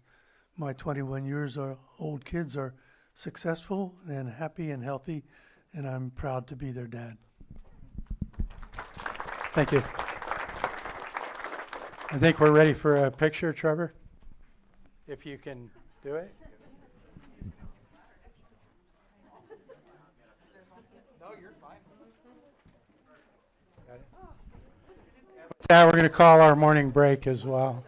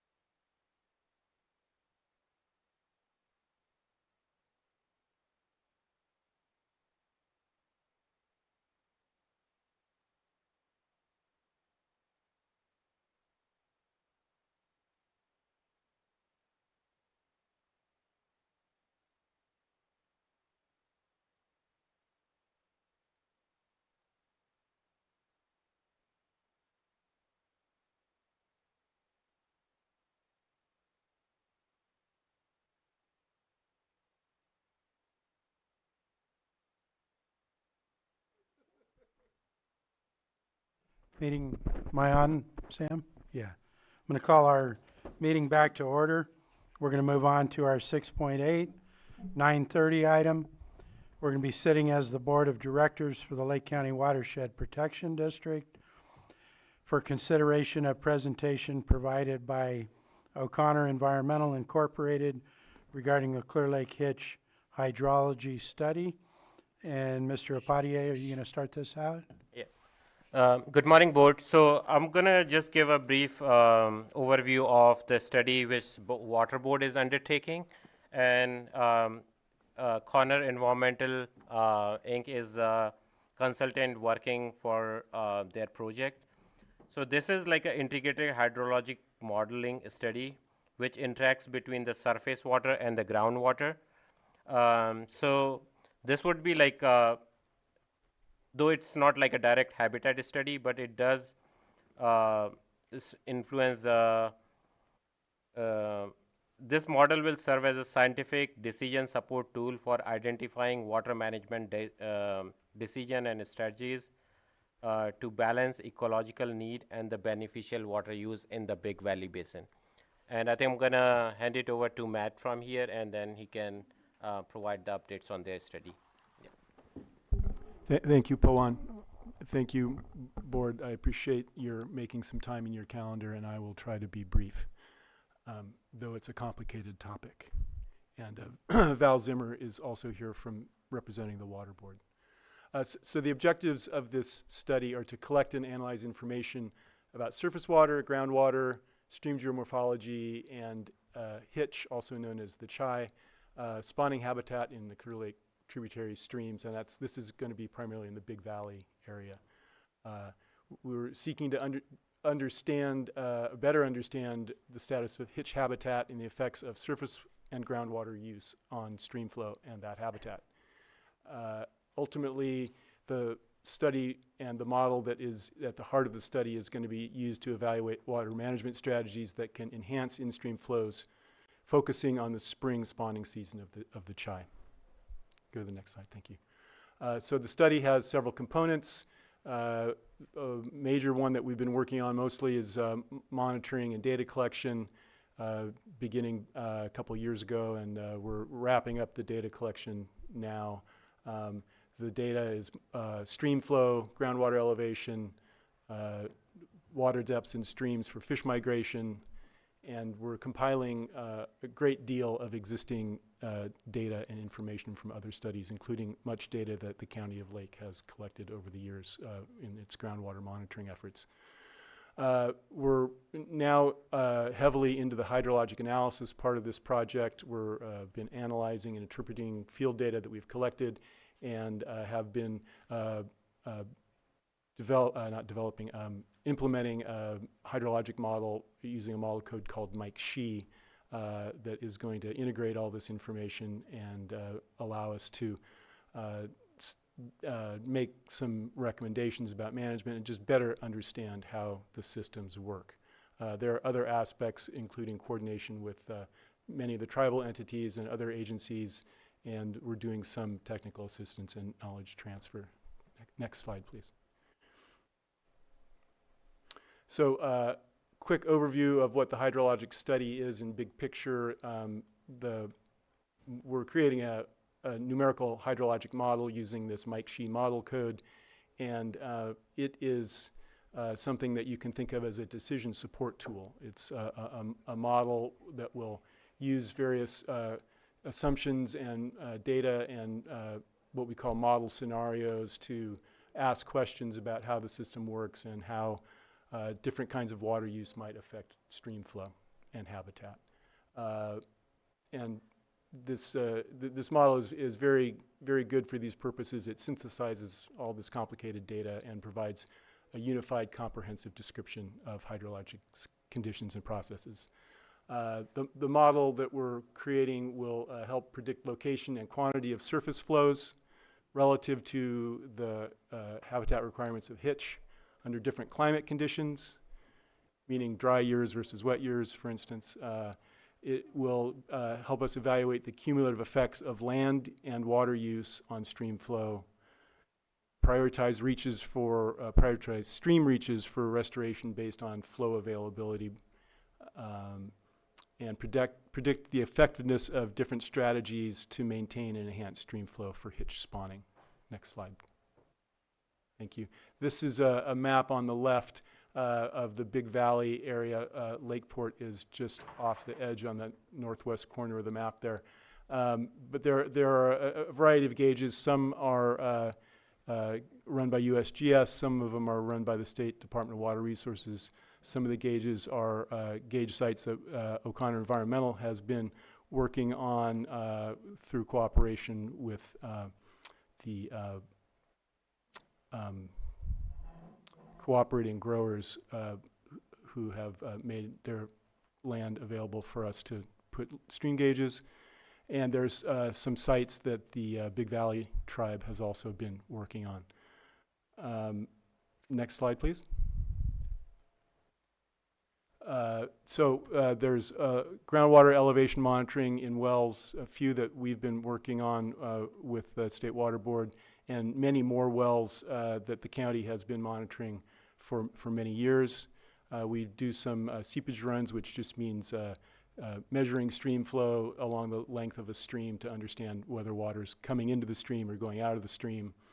There are some pump tests that we've had access to that help us understand the aquifer properties that get applied in the model. And we've been looking at fish passage issues in our stream gauging work, looking at local areas where the riffles that the fish have to pass may be getting shallow, and we're trying to understand what the limits of that water depth are that they can pass. Next slide, please. Again, a little more general material on the hydrologic study. Again, the model is looking at all the natural processes in the hydrologic cycle, which is the cartoon there on the bottom left. Precipitation is the primary input to the model, and it will calculate evapotranspiration, runoff, soil moisture, groundwater, stream flow, et cetera. And it can also take into account irrigation, how wells are using water, ponds, diversions, the whole shebang in the water world. Next slide, please. Question real quick. Apologize. I was just looking at the last slide, if it's possible to go back. Sure. And I see the man-made influences, and I see the water cycle, and the water cycle is still the same, but I feel like it's the water cycle times 10 with climate change, where we're seeing massive rain, not small amount of rain, and like it's a vastly different just climate that we're enduring. And does that have any place in this study to better understand? Because I hear these these presentations from time to time, and I never really understand where climate change fits into the model, rather than almost like that complicates things, so we're just going to kind of put that to the side. Because is it possible to get to a place where we say, here's how we can solve the problem, versus we're screwed because climate change is going to create so many imbalances in what we understand? I don't know. I just felt the need to ask question. Where does climate change fit into this? Because I don't see it in the man-made influences. Yeah, that's a good question. In this particular implementation of the model, we're going to be modeling the years 2015 through 2025. So there are some of those extreme hydrologic dry years, wet years that'll be embedded in the model. We're not explicitly in this model, although we have done this in prior models that we've worked on, is actually done the climate change work. There's a lot of climate modeling that's been done, and we have used this model to forecast how things would work in different climate settings. That is not part of this implementation, but it is possible to do. Good question. So this model, I just want to take a moment because there are a lot of models that have been done. There's been the Sigma model for this same study area that's recently created, and the model that we're using is a little bit unique in that is what we call fully distributed and physically based, meaning the fully distributed means it's just assigning values to the whole landscape and treating all the landscape more or less equally in the model, and well, not equally, but according to its characteristics. And physically based means we're using physics. Basically, what are the gravitational and other processes that move water around in a watershed? So it's very explicit and reality based, if you will, and is very data intensive. This particular model code isn't widely used in the U.S., but it has a long history and is well respected. And the main difference of it as a model structure is it recognizes the interactions in that figure on the lower right. There are some different parts of the water process cycle. There's surface water, groundwater, overland flow, and flow through the soil into these things. And this model attempts to account for all the interactions between those things, which is very different than many groundwater models. Next slide, please. And just, I'm bringing this slide up just the prior question about bringing climate change into it. These prior studies that we've worked on, we did actually bring climate change into it. And I'm just showing you these studies, this prior work that we've done to give you some comfort or confidence that we've worked on this problem before, mostly in the context of coho salmon habitat in the lower Russian River. But this is a very similar application. So we've got good experience using this model for very similar issues. Next slide, thank you. Okay, I'm going to go, I'm trying to move fast. I'm going to try to move through this stuff pretty fast to just give you an overview of the kinds of data and the data sources. Just you can kind of let this wash over you, but just to help you appreciate what goes into this. The model domain is the Big Valley Groundwater Basin, which is essentially the same as the Sigma Basin for Big Valley, but we're also including in our model all the contributing watersheds, all the watersheds that drain into the Big Valley Groundwater Basin. And we're implementing this at a fairly small grid scale, so the little pixels in the model are about a 1.6 acre, and we characterize a stream cross-section, which is the geometry, the shape of the stream bed, where we have streams every 250 feet. So it's pretty spatially intense, and there's a daily time step for the model, so most of the time we have some sort of a value for each of these processes on a daily basis, but for stream flow we go to hourly.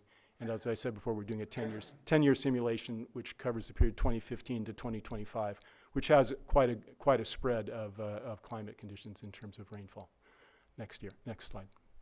So this is just kind of a cartoon to just say there are all these different components of the landscape and conditions that go into the model, and they kind of overlay each other so that each 1.6 acre grid cell in the model has a family of characteristics that go with it, so that each of those pixels interact with each other according to these laws of physics that create the movement of water on the landscape and underground. Next slide, please.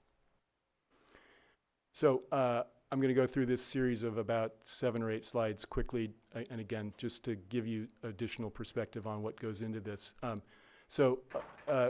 In the text boxes with the bullets, there's blue text, and the blue text is telling you about the sort of the primary hydrologic feature that is being described, and in the bullet points that are in black, it's about the sort of the data in the back office of the model, if you will, that is critical to simulating those things. So stream flow and ponds and reservoirs are part of the surface water domain. That we've named the main creeks that we're looking at in the model, at least with data. There are other creeks will be modeled, but these are the primary ones: Manning, Adobe, Magaw, Slough, Kelsey Creek, and Coal Creek. Next slide, please. So topography is critical in a model because gravity is the primary thing that moves water. So the colorful map is topography, a topographic map with the high elevation in white and the low elevation in green. But that's from LiDAR, which you've probably heard about. It creates a very detailed topographic information. And then also we have some LiDAR that was flown by CDFW in a habitat study that it has also been working on for a few of those creeks, and that's the stuff shown in gray and black on those stream beds. And that kind of LiDAR actually sees through the water, so we get a little better stream bed topography than we would otherwise get. Next slide, please. Precipitation is the driver of the model. We're using precipitation data stations that are already existing and have long-term records. There are a few different sort of categories there. The areas with the black lines around them are parts of the model domain that we're actually working in. And there isn't always data exactly where we need it. And sometimes the time series data isn't available, so we have to fill in data from other places. So we're using the available data, and that's gives you some idea of the spread of it. Next slide, please. Potential evapotranspiration. That has to do with just how much water is being used by vegetation, and we're using a slightly different version of this that's taking directly into account the solar radiation and temperature to help better predict that important variable. And there is agricultural stations that also are available for this, and there's one just outside to the west there that we've got identified as our primary CIMMYS station that's available. Next slide, please. Land cover is basically vegetation. There are available databases that we're using that will help us understand the evapotranspiration, water use by plants, and runoff. Rooting depth and leaf area index are important components of that we have access to. Next slide. Soils are, of course, very important in water storage in the soil. How water moves through the soil as unsaturated flow down to the water table, what's available for evapotranspiration, and also the runoff and recharge characteristics. And this data is from USDA Soil Service, and this is commonly used in models. And we group this data into sort of larger families of soils rather than the most detailed for these purposes of this model. Next slide. And then finally, the hydrogeology is what the aquifer material is, how it's distributed in depth, and that's a very complicated picture. We are using available prior studies, and we're also looking at well completion reports that are available to us, and creating a new set of maps such as what's shown in this cross section, where we're characterizing the materials across all the different wells to do the best representation of what the subsurface conditions are like. And we're getting help also from some other surveys that have been done, high technology stuff. AEM is a aerial electronic imaging for the subsurface to describe conditions at depth, which is new technology and has been collected in this area, and that's been very helpful to us. And next slide. Water use is in the model to understand. This is one of the primary issues in the basin. It's understanding how the water use affects stream flow and groundwater, and so we've got data from the state's information order. There's the standard information that's available through the State Water Board's data sources on permitted water use. We use census data and municipal use data, county permits for other uses that, such as wineries, cannabis, and the DWR crop database for ag uses is another source. Next one. Fish habitat, again, this isn't really a fish habitat study, but we want to have hydrology that informs fish habitats. We're wanting to know what streams are habitat for hitch spawning and some understanding of what they have historically experienced in terms of drying and problems with hitch getting stranded and that sort of thing. We're taking advantage of some other studies that have been done. The Big Valley Tribe has done a study on Adobe Creek for habitat suitability. We're learning about the stream disconnections and fish rescues that have happened. CDFW is doing an in-stream flow study. We're familiar with that and have been trying to coordinate with the data they have that's useful to us. And we've also been looking at locations where we've been gauging stream flow, about how stream flow translates into the depth of flow, which limits the ability for the chi to move through the stream. Next slide. Finally, at the end here, the schedule we're on, the monitoring and data collection work, we're pretty close to done with. The hydrologic model is all but complete, which says we would be sort of have that model done as of last month. We're almost there, not quite. We've got a couple more data streams that we're pulling in, but we're very close. And then we'll immediately start running the model and calibrating the model. Later this summer and fall, we'll start doing scenario analysis, and that's where we'll start asking questions about, you know, if changing water use, reducing water use, trying to get the sensitivity of water use to stream flow, trying to get at some of the questions we're interested in trying to illuminate to help make good policy decisions. The key milestones are meetings that we had last fall. We'll have more meetings this fall and again in spring 2007. That wasn't a bad time for it to cut out because there wasn't much more to say. So I apologize for having sort of a data-heavy drone for you. It's hard to be very quick about it, but I hope that gives you at least some appreciation for the depth of data that are getting employed for this. And next time, or about a year from now, the study should be complete, and we'll be maybe giving you a presentation about what we found, and be a little more fun to look at that than the guts of how the model gets put up. If there are any questions, happy to try to answer them for you. Thank you. Board members, Supervisor Sabatier. Yeah, appreciate that, and definitely looking forward to a little bit more of understanding on just the impacts right now. This is more of an overview of where we are versus the findings or the initial findings, which I'm sure you don't want to share just in case it goes the opposite direction when you're done analyzing everything.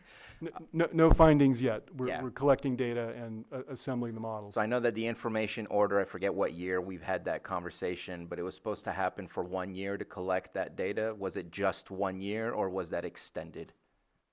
It was just 1 year. Okay.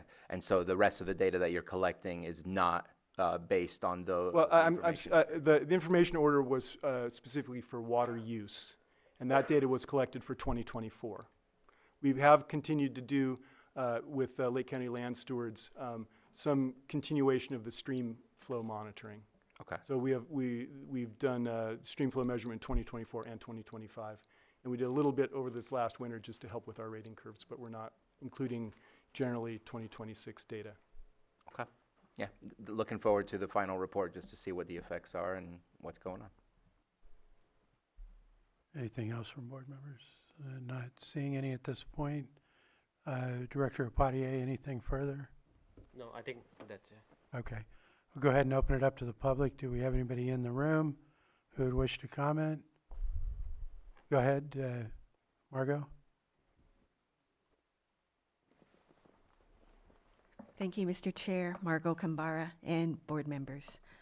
Supervisors, 2 questions, and one has to do with your primary activity during this time is data collection.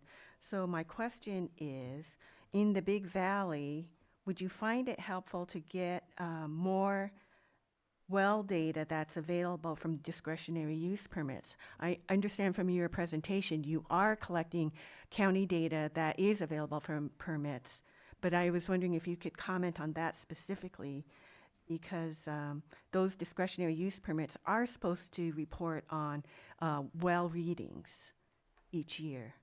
And my other question was, early in your presentation, you mentioned evaluating the cumulative impact of land and water use. And if you can comment on that more specifically, or if that was just the umbrella for your entire presentation, then that's fine with me. Thank you. Thank Sure, you, Margot. Thank you, Margot. Yeah, is it okay for me just to go ahead? Let me see if there's any other comment first. Is there anyone else in the room? And none online? Okay, go ahead. Sure. So with respect to data from discretionary permits, we are using pump test data from the cannabis program, where pump tests were required for county permits, and that's been very helpful. With respect to any monitoring data that might go with those, I'm not certain whether we're using any of that, but that's something I can follow up on, and I appreciate the suggestion. With respect to the effects of, cumulative effects of land use and water use, that is not just sort of a throwaway line in the discussion. That's really kind of what the whole study is about. By looking at a 10-year modeling period, we're going to have a pretty good understanding of how much effect there may be on sort of water table and stream flow. Maybe best way to think about it is comparing, climate effects versus use effects. I think that'll be the real big contrast in the things that we're looking at, because what we've observed is that most of these streams will go dry at some point in the summer, and it's a hypothesis, but it's likely in drier years, drier winters, that's probably going to happen sooner. But we don't have all the information analyzed yet. But that's an example of what we expect to see in those scenario analyses and just looking at the data. And that cumulative effect is just sort of understanding how that varies from year to year. Whether say in a dry year there's like a hangover to the next year. If you had like really extended drought, there's a lot of groundwater recharge that happens even in a drought year, but maybe it's hard for the aquifers to recover, and the stream flow is suppressed for, maybe to a second year, rather than the probably more typical and most average water years. I think the stream flow and rainfall is enough to recharge the aquifers so that you have more or less normal stream flow conditions. So trying to unravel the difference between climate and management uses is one of the key aspects of the study. Thank you. And I do have one more public comment online. Sarah Ryan. Sarah, go ahead, identify yourself, and you'll have 3 minutes. Hi, thank you. This is Sarah Ryan. I'm the environmental director for the Big Valley Band of Pomo Indians, and great presentation. It's great to see the work that's being done to understand the groundwater surface water interaction, particularly in Big Valley, where we do see streams drying up earlier than the Clear Lake Hitch can make it back to the lake. I do want to mention there is a slide that was shown, and we have been speaking with the consultant, and we'll be providing him data, but just so that the board is aware, in terms of the information that Big Valley is collecting, we also have flow monitoring in multiple creeks. We also have pressure transducers that are measuring basically the depth of water in Adobe Creek, and we also have the fish observations and rescues. So we do plan on sharing that, and as well as groundwater or surface water elevation of the groundwater wells in multiple areas along Kelsey and Adobe Creeks. So we're really happy to be sharing that information. It's a program that we started in 2018, and because we do think it's important to see how, especially in drought years, see what's happening to and understand through scientific measurement what's happening to the flows in the creeks, because it's so critical that they be that the flow remains through the full spawning year. We for the last 3 years, our fisheries team has rescued more than 25,000 hitch in the Big Valley Creeks alone. Due to the flow not being maintained through the full season, they get stranded in puddles and pools of water in the creeks due to low flow.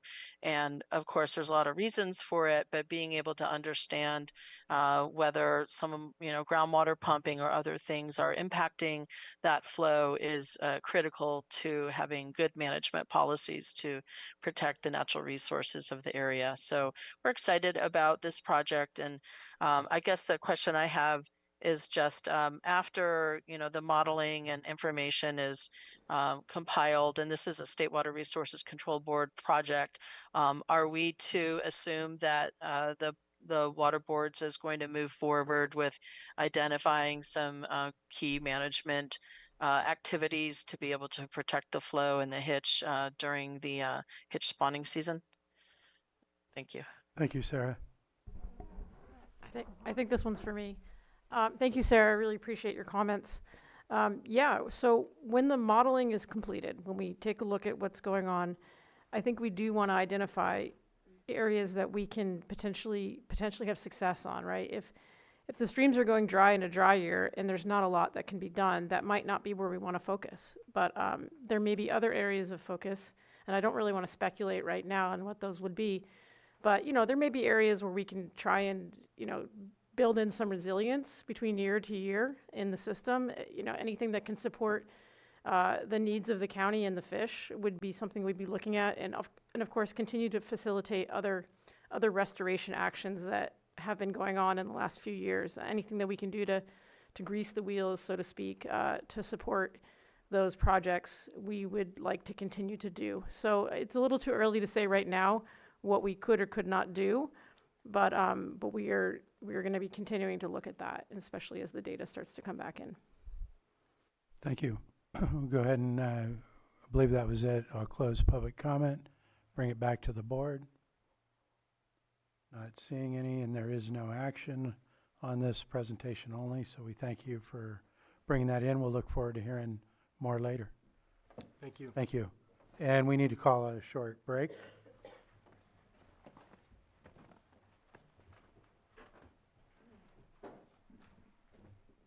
What'd you do, Johanna?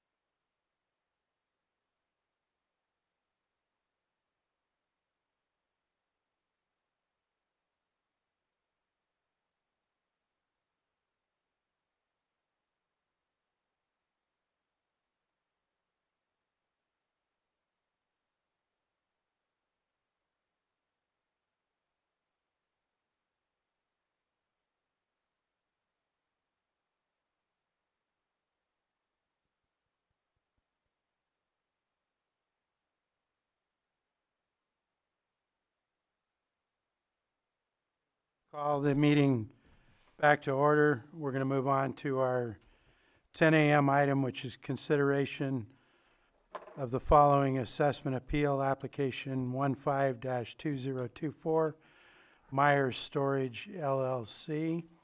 And we're going to be setting as the Board of Equalization for this item. And the first order of business is to swear in any witnesses, and that includes folks in the room and online. So if you're online, you'll need to use the raise your hand feature to be able to be sworn by the clerk. And with that, I think we can go ahead and swear in Johanna. With your right hand raised, do you solemnly swear that the testimony you're about to give will be the truth, the whole truth, and nothing but the truth? Yes. Yeah. And I see Rob Brown and I think the appellant's there too, so we're good. Do you want me to unmute Rob Brown so he can say? If he's a witness, he'll need to Yeah, okay. confirm that he's sworn in. Okay, Rob is unmuted. All right, he's not saying anything. Okay, thank you. You can go ahead and be seated. I want to clarify, this is a non-owner occupied property, is that true? Correct. So I believe in that case, the assessor recorder would present first. So if you have a, yeah, non-owner occupied, so you would present first.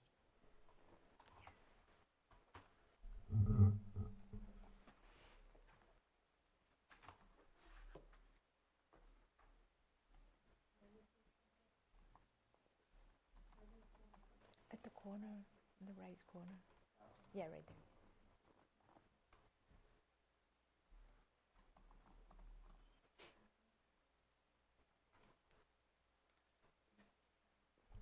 Try to introduce.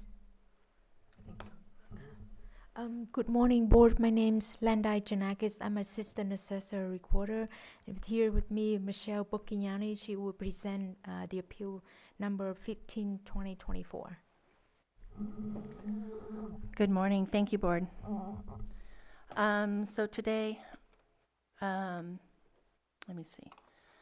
We are appealing, working the appeal for Myers Storage. Let's see, where do we? It is 3584A North Main Street, Kelseyville. It's a 12,000 square foot mini storage facility on an approximately 0.62 acre graveled lot. The 9/6/23 $700,000 sale was a direct from seller financer transaction, not an open market sale. The assessor's office appraised the property at $4.5 million due to a change in ownership on September 6th, 2023, using the comparable sales method in accordance with BOE Property Tax Rule 4. Mr. Myers contacted the assessor's office and requested an informal review of the assessment. The property owner provided the income and expense documentation as requested by the assessor's office for its review. Upon the request, the assessor's office reappraised the property using the income approach in accordance with BOE Property Tax Rule 8. Based on the income and expense information provided by the property owner, the assessor's office determined a value of $1,210,000. The property owner disagreed with that reassessed valuation of $1,210,000 and filed a formal appeal asserting that the value should be reduced to the $700,000 purchase price. The assessor's office used 4 approaches to value: the cost approach, the income approach, the comparable sales approach, and the cash equivalence approach. The total value of the property using the income approach was $1,210,000. The total value of the property using the cost approach was $913,000. The total value of the property using the comparable sale approach was $1,440,000. And the total value of the property using the full cash equivalence approach is $1,058,000. This slide here shows the income and expenses that were provided by the Myers. It is also in the addendum in the back for larger scale viewing. For Rule 8, the income approach to value, following the guidelines set forth by the Board of Equalization, the income approach was used to assess the value of the property at $1,210,000. Corrections were made to the tax roll and the supplemental tax bill. The cost approach, using the Assessor's Handbook 502, the cost approach is most reliable when the property being appraised is relatively new and has experienced little depreciation. Valid components of cost, full economic costs necessary to construct real property and ready it for its intended use include 1. Direct costs, 2. Indirect costs, and 3. Entrepreneurial profit. Direct costs are labor, materials, fees for building permits, contractors' profit and overhead, equipment rental, other costs that relate directly to the physical aspects of a construction project. Indirect costs are those expenditures other than labor and materials incurred in bringing the property to a finished state, such as developers' administrative expenses, environmental impact studies, property taxes during construction, architectural and engineering fees, construction insurance, interest on borrowed or owner-supplied funds. The entrepreneurial profit is profits refers to a market-derived estimate of what the entrepreneur expects to receive for his or her contribution. In general, entrepreneurial profit reflects the developer's expected reward for his or her expertise and risk-taking, i.e., his or her entrepreneurial services. So for Rule 6, the reproduction and replacement cost approach to value. An appraiser visited the property February 19th, 2026 to measure and take pictures. Using the Marshall and Swift cost guides, the cost approach was used to determine a cost value of $913,000. There is a larger picture of this as well in the addendum. The full cash value with present value of interest. Interest is the cost of borrowing or the return on investment, rent for money, usually calculated as a percentage rate. Present value of interest, PVI, is the current worth of a specific amount of interest to be received in the future, adjusted for the time value of money. This is according to principlesofaccounting.com. Full cash value should also include the assignment of rents stated in the deed of trust recorded 9/6/2023 in doc number 20230099716, and a copy of that is in the addendum. The rent information is unknown and not included. And as you can see, the factored forward interest was shown here in the slide. Document 20230099716 was recorded on September 6th of 2023. This was a short form deed of trust and assignment of rents. And in here it stipulates that this deed of trust and the notes secured hereby are given and accepted as a portion of the purchase price, together with the rents, issues, and profits thereof.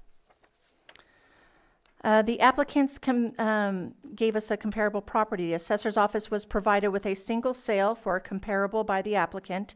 It was for sale at the time of purchase, and that was at 4655 Lakeshore Boulevard in Lakeport. It was built in 1948 with 50 storage units, a licensed mobile home, and a SFD on 0.85 acres.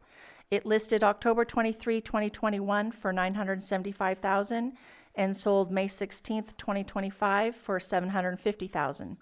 The sale date is out of the 90 days past the subject sale date to be used as a comparable sale. That is a rule from the Board of Equalization that we have to follow. We are only allowed 90 days past the sale date to use it as a comparable sale. The next screen shows several storage facilities, actual storage facilities that sold in that time range between 2022 and 2023. As you can see, there are 5 sales in there, ranging from $5 million to $8.5 million. 2 of them that were in the $1 million range. One of them was a date of death transfer, and the other one was also a seller financed. The other 5 were just unlisted sales. And that is where we got our comparable sales from. And we made the $4.4 million, and we made the adjustments to get down to the $4.4 out of those. Reassessment, using original comparable sales of the storage facilities, an in-depth assessment was worked. Adjustments were made on the differences in the following: acreage, storage, space, and condition. The comparable value is found to be $1,444,000. The comparable sales in this instance is not the best approach to value, as the adjustments needed were extensive due to limited comparables. Approaches to value final assessments. The assessor's office has determined a range of values using the 3 approaches to value, as well as the full cash value as set forth by the Board of Equalization. The comparable approach was at $1,440,000. The income approach was $1,210,000. The cost approach was $913,000, and the full cash value was $1,058,000.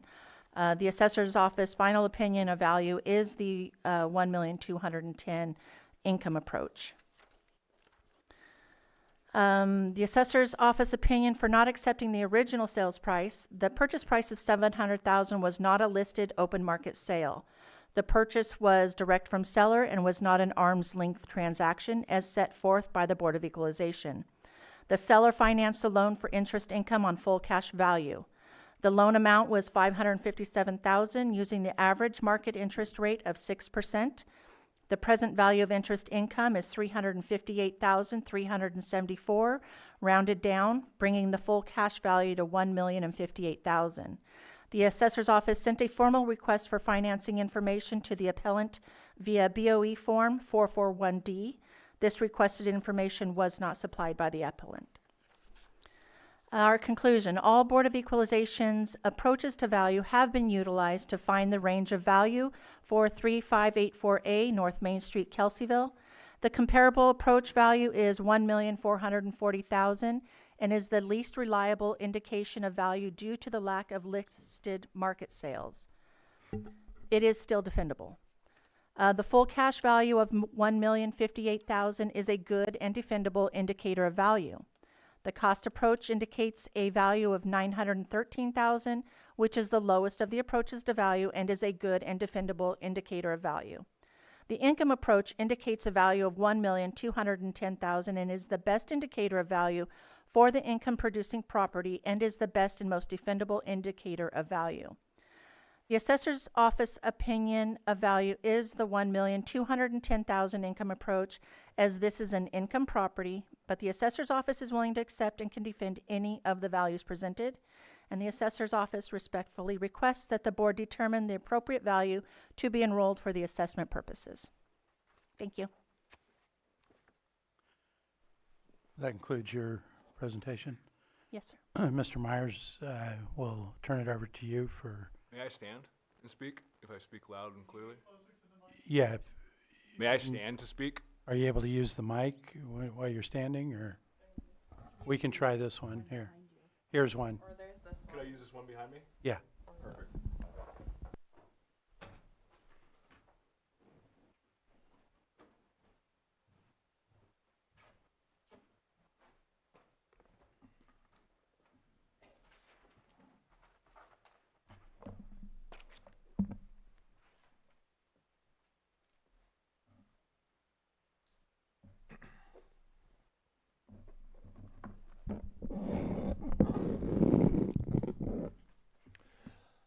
Good morning, Board. I understand that the decision made today can't be based on feelings or emotions, but I want to set a little bit of a context for everyone here today. I am 7th generation Lake County. My family's been here our whole lives. You can find my Eagle Scout project on Renfro Drive at the Pioneer Cemetery that I placed there nearly 20 years ago. I've been a law enforcement officer in the community for 13 years. When my wife and I met, she was a 911 dispatcher serving the community. We were married in Kelseyville on Gaddy Lane. Our son attends the Canocti Christian Academy in Kelseyville. As you'll see, many of the comparables that the county listed up here, when you look at their owner addresses, they're all in Los Angeles and the Bay Area. My family has been here. We're going to stay here. We are invested in this community. In August of 2019, the previous owner purchased this land, raw land, for $110,000. Over the course of several years, he spent $117,000 on the foundation and costs associated with that, and he spent $178,000 on the buildings, permits, and materials to erect the buildings. He built 12,000 square feet of storage unit facilities. That was the maximum allowable space to be built by the county. There is no additional infrastructure that can be built on this property. When the previous owner built, he included no additional infrastructure. There's no water, there's no paving, no gravel, no electricity, no fencing, no lights, no cameras, there's no office, there's no fire sprinklers, nothing. He bought a commercial piece of land, put down 3 series of cement pads and 3 series of metal buildings, and he stopped. During this time of the previous owner building, I approached him and expressed interest in buying it. He showed me the previously mentioned property at 4655 Lakeshore Boulevard in Lakeport, which was on the market for about $950,000 in 2023, and we subtracted the price of the 2 residences on that property, and he believed that property, subtracted the price of the residences, had a value just over $600,000.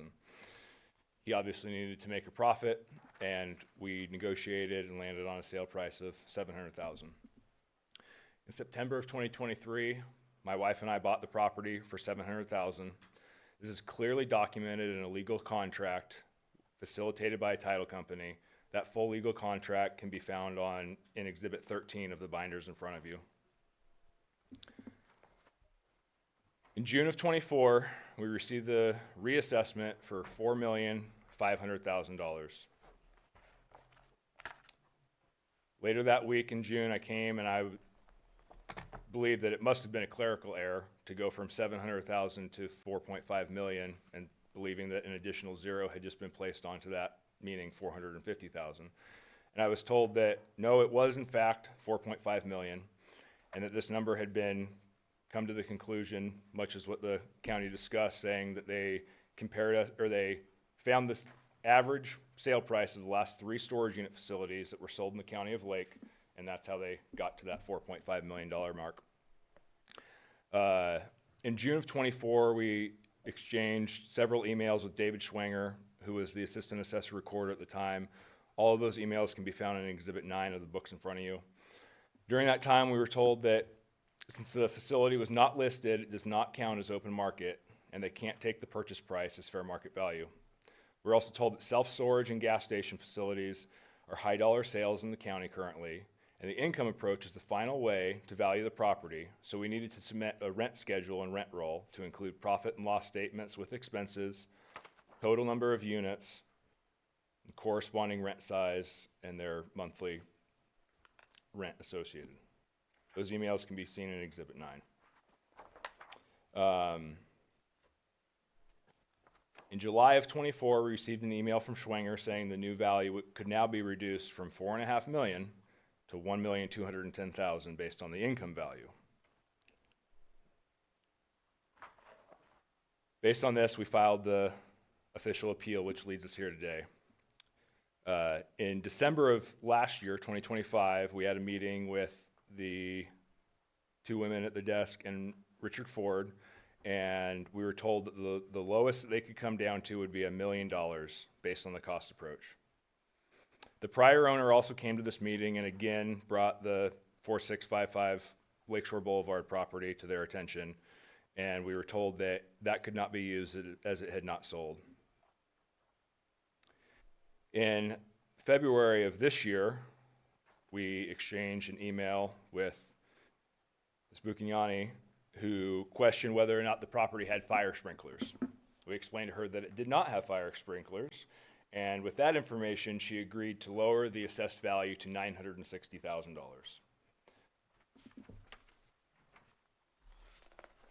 Also in February, we were requested to provide all of our storage unit agreements. We declined to supply these copies. We do not believe that the contractual agreements between the business and its tenants matter towards our property taxes, and our agreements have the tenants' confidential information on them. Also in February of this year, we saw that the property on Lakeshore Drive did in fact sell for $750,000. We emailed this information to the county. If you'll please turn to Exhibit 15 in your book, you can see the email that we corresponded with them. In this email, we explain all of the unit sizes, the number of those units, and the fact that that facility that sold for $750,000 was 12,287 square feet. Just 287 square feet larger than our facility, and it sold for $750,000. That facility also included a 3-bedroom, 2-bath, 1,300 square foot residence. If you apply a very conservative value of that residence at $200 a square foot, which I think we can all agree is a very conservative value based on the current construction economy, you're left with a value for that residence of $260,000. If you subtract the $260 for that residence from the sale price of $750, you're left with $490,000, which is what the true value of that property is. I'd also like to note that this property sat on the market for nearly 4 years to include 6 price reductions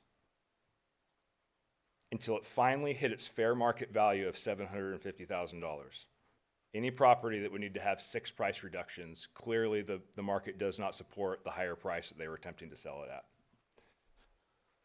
In our email correspondence with Michelle, she supplied us with the tax codes that say how they cannot use that as a sale because it had not sold within 90 days.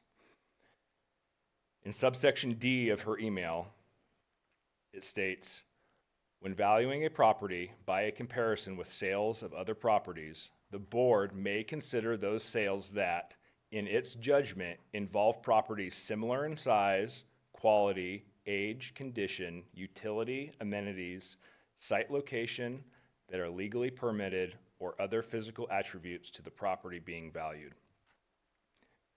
I'd also like to note that the property that sold in Lakeport was also fully fenced and gated and asphalted, which ours is not. This allows the board to accept it as a comparable, even though it did not fall within the same 90-day time frame of the sale.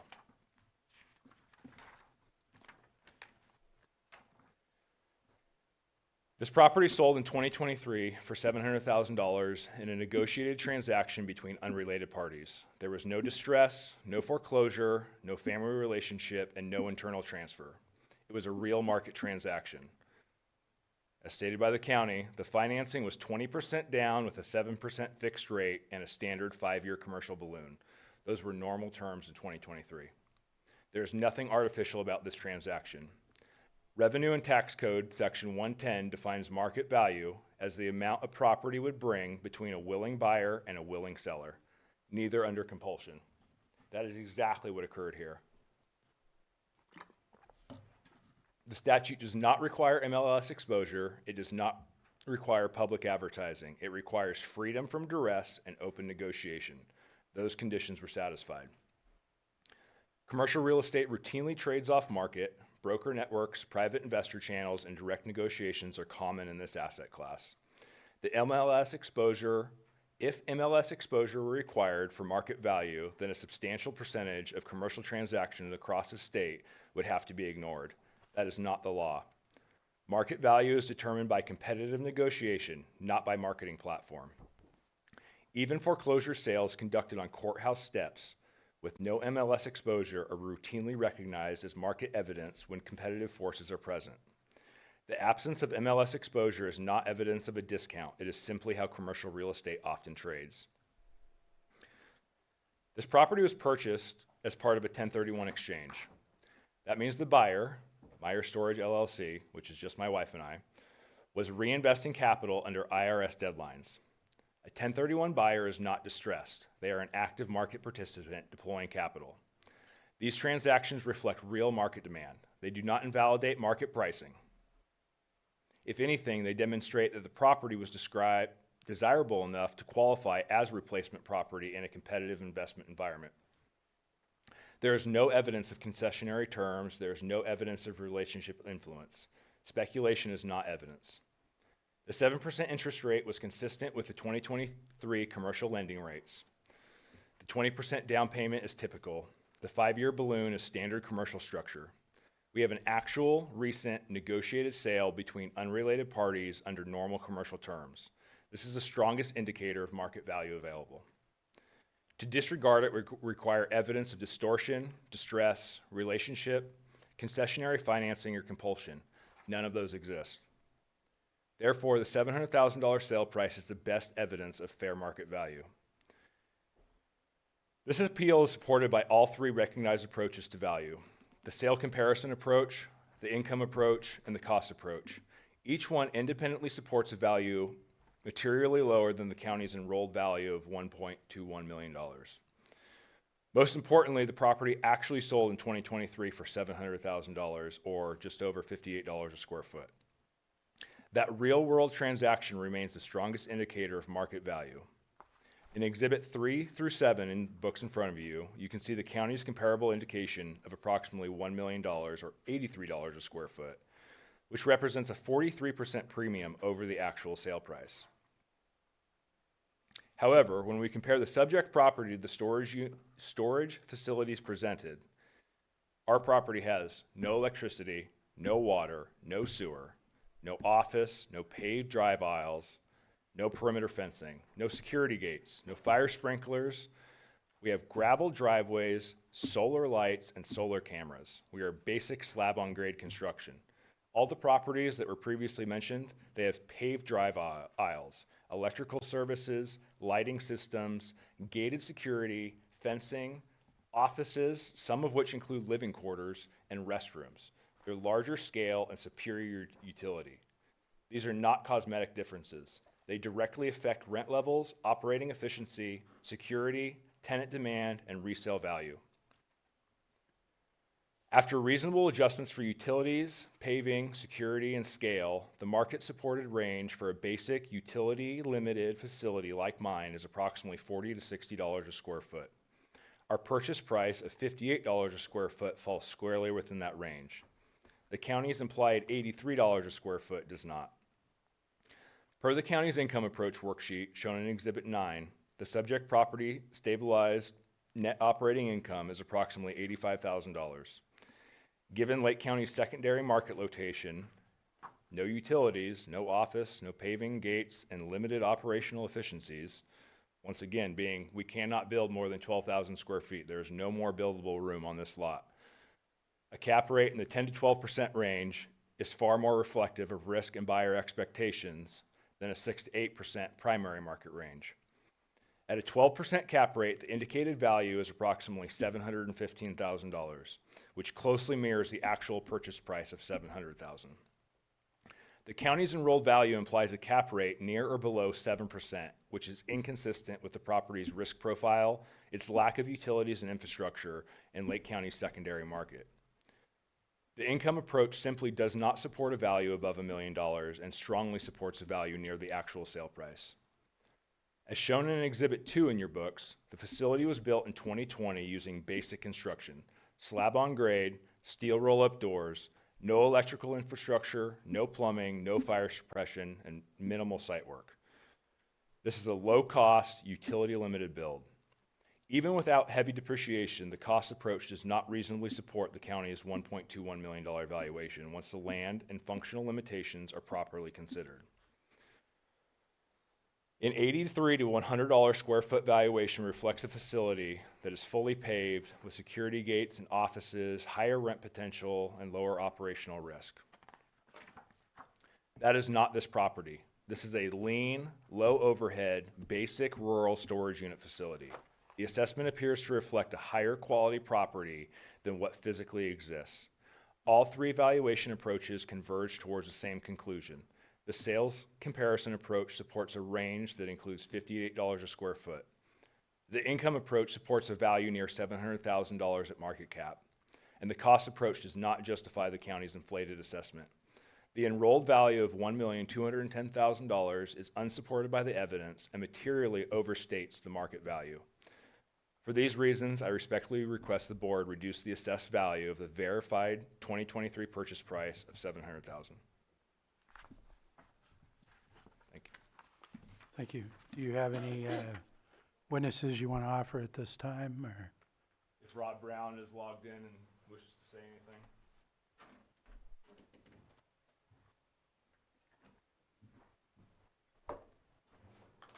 Guess not. Anything, Johanna? You can unmute Mr. Brown and go ahead. Provide testimony. Would it be appropriate to call him? 1 second. Wait. See if we can unmute him.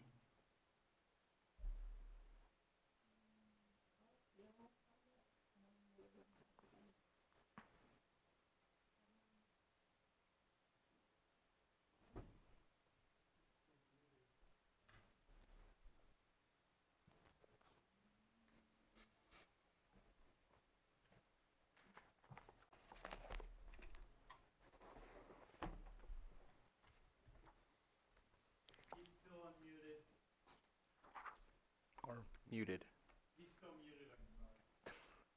Mr. Brown, can you hear us?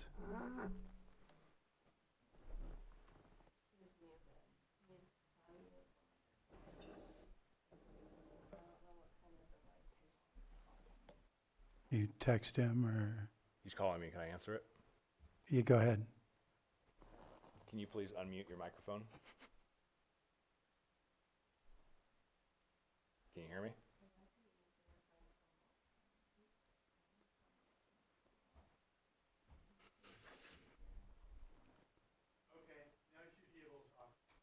Mr. Brown, go ahead.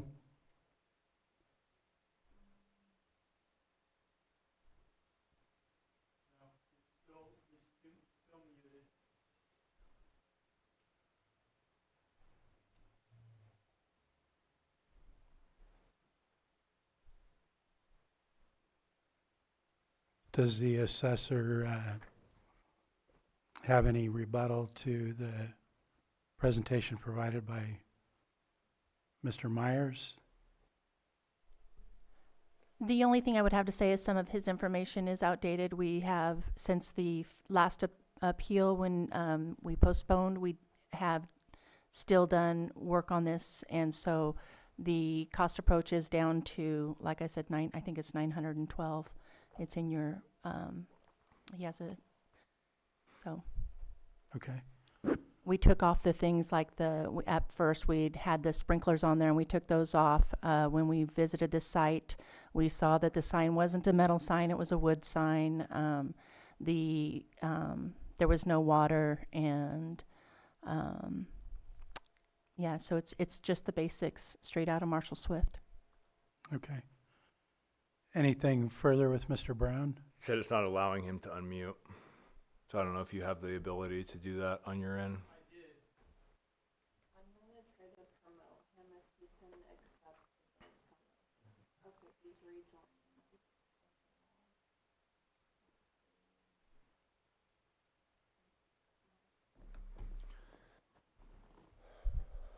He's rejoining.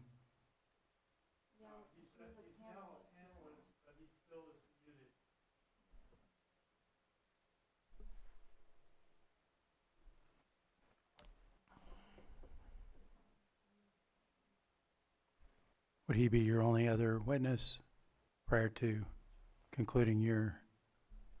Hi. All right, they're trying to, they said they're doing it on their end.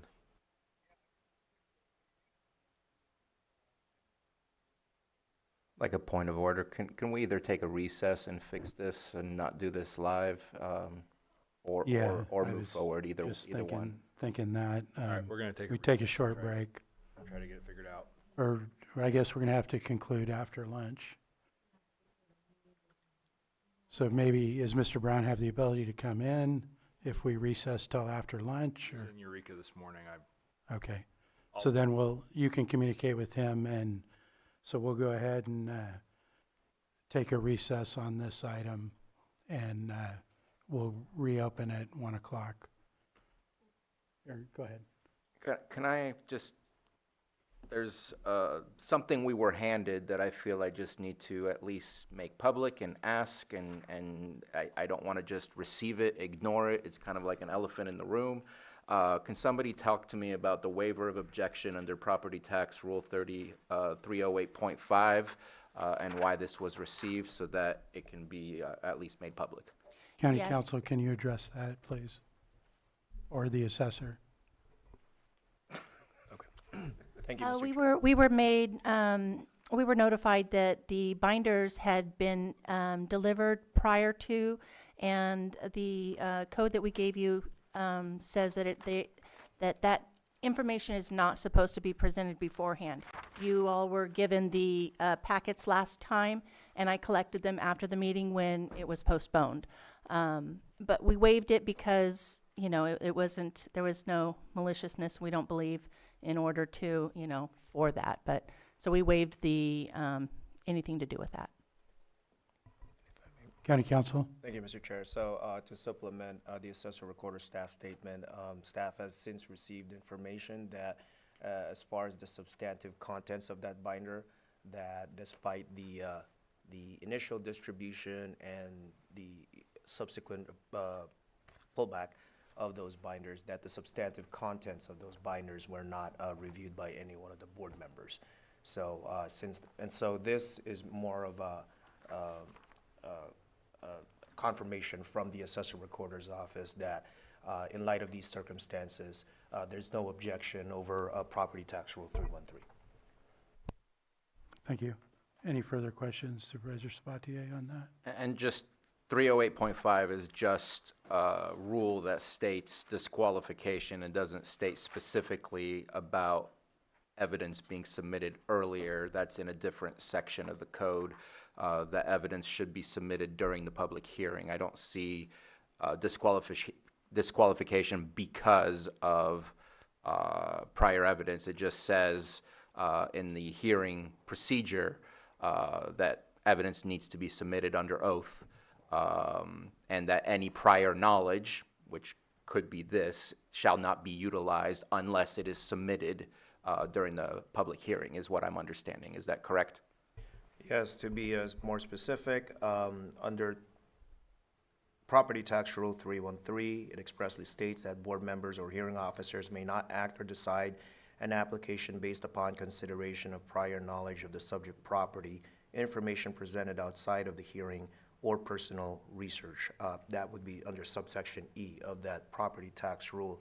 And so, given these circumstances where staff has confirmed that the contents, the substantive contents of the binder were not reviewed by any of your it's actually commissioners as the Board of Equalization, that there would not, that any objection, that 313 subsection E of the property tax rules would not apply, and the assessor recorder is merely confirming through their waiver document that they would not be objecting on the basis of any recusals or disqualifications under 308.5 under those circumstances. Okay. And then my final comment is we were provided a packet from our assessor's office. We were provided a binder. I guess I feel the need to ask, did we hear the magic word of those are being submitted as evidence? Because I don't know that that was heard publicly. I know that we've received them, but it just feels like it should at least be stated that such information was provided to us as evidence in this public hearing. So your board can certainly confirm them as being offered and marked as exhibits for purposes of evidence. Your board may consider either towards the hearing or subsequent deliberations to determine the weight of those items as it relates to how relevant they are in evidence, and also to consider whether or not certain items would not be considered as evidence, but that would come at a later point in time. But as far as them being marked as offered and lodged as exhibits for evidence, certainly your board can put that on the record. In the assessor's office with the package you provided, are you submitting that to be accepted and marked as evidence? We are, thank you. And likewise for Myers LLC, Mr. Myers? Yes. Are you submitting this to be marked and received as evidence? Yes. And any further question? I do have further questions, but I think it would be best to finish up any testimony prior to doing any back and forth and deliberation. And I just, since we took some time there, are we still having a problem with the witness? Rob told me that he had is on by phone. Is that a? That's not going to work, I don't think.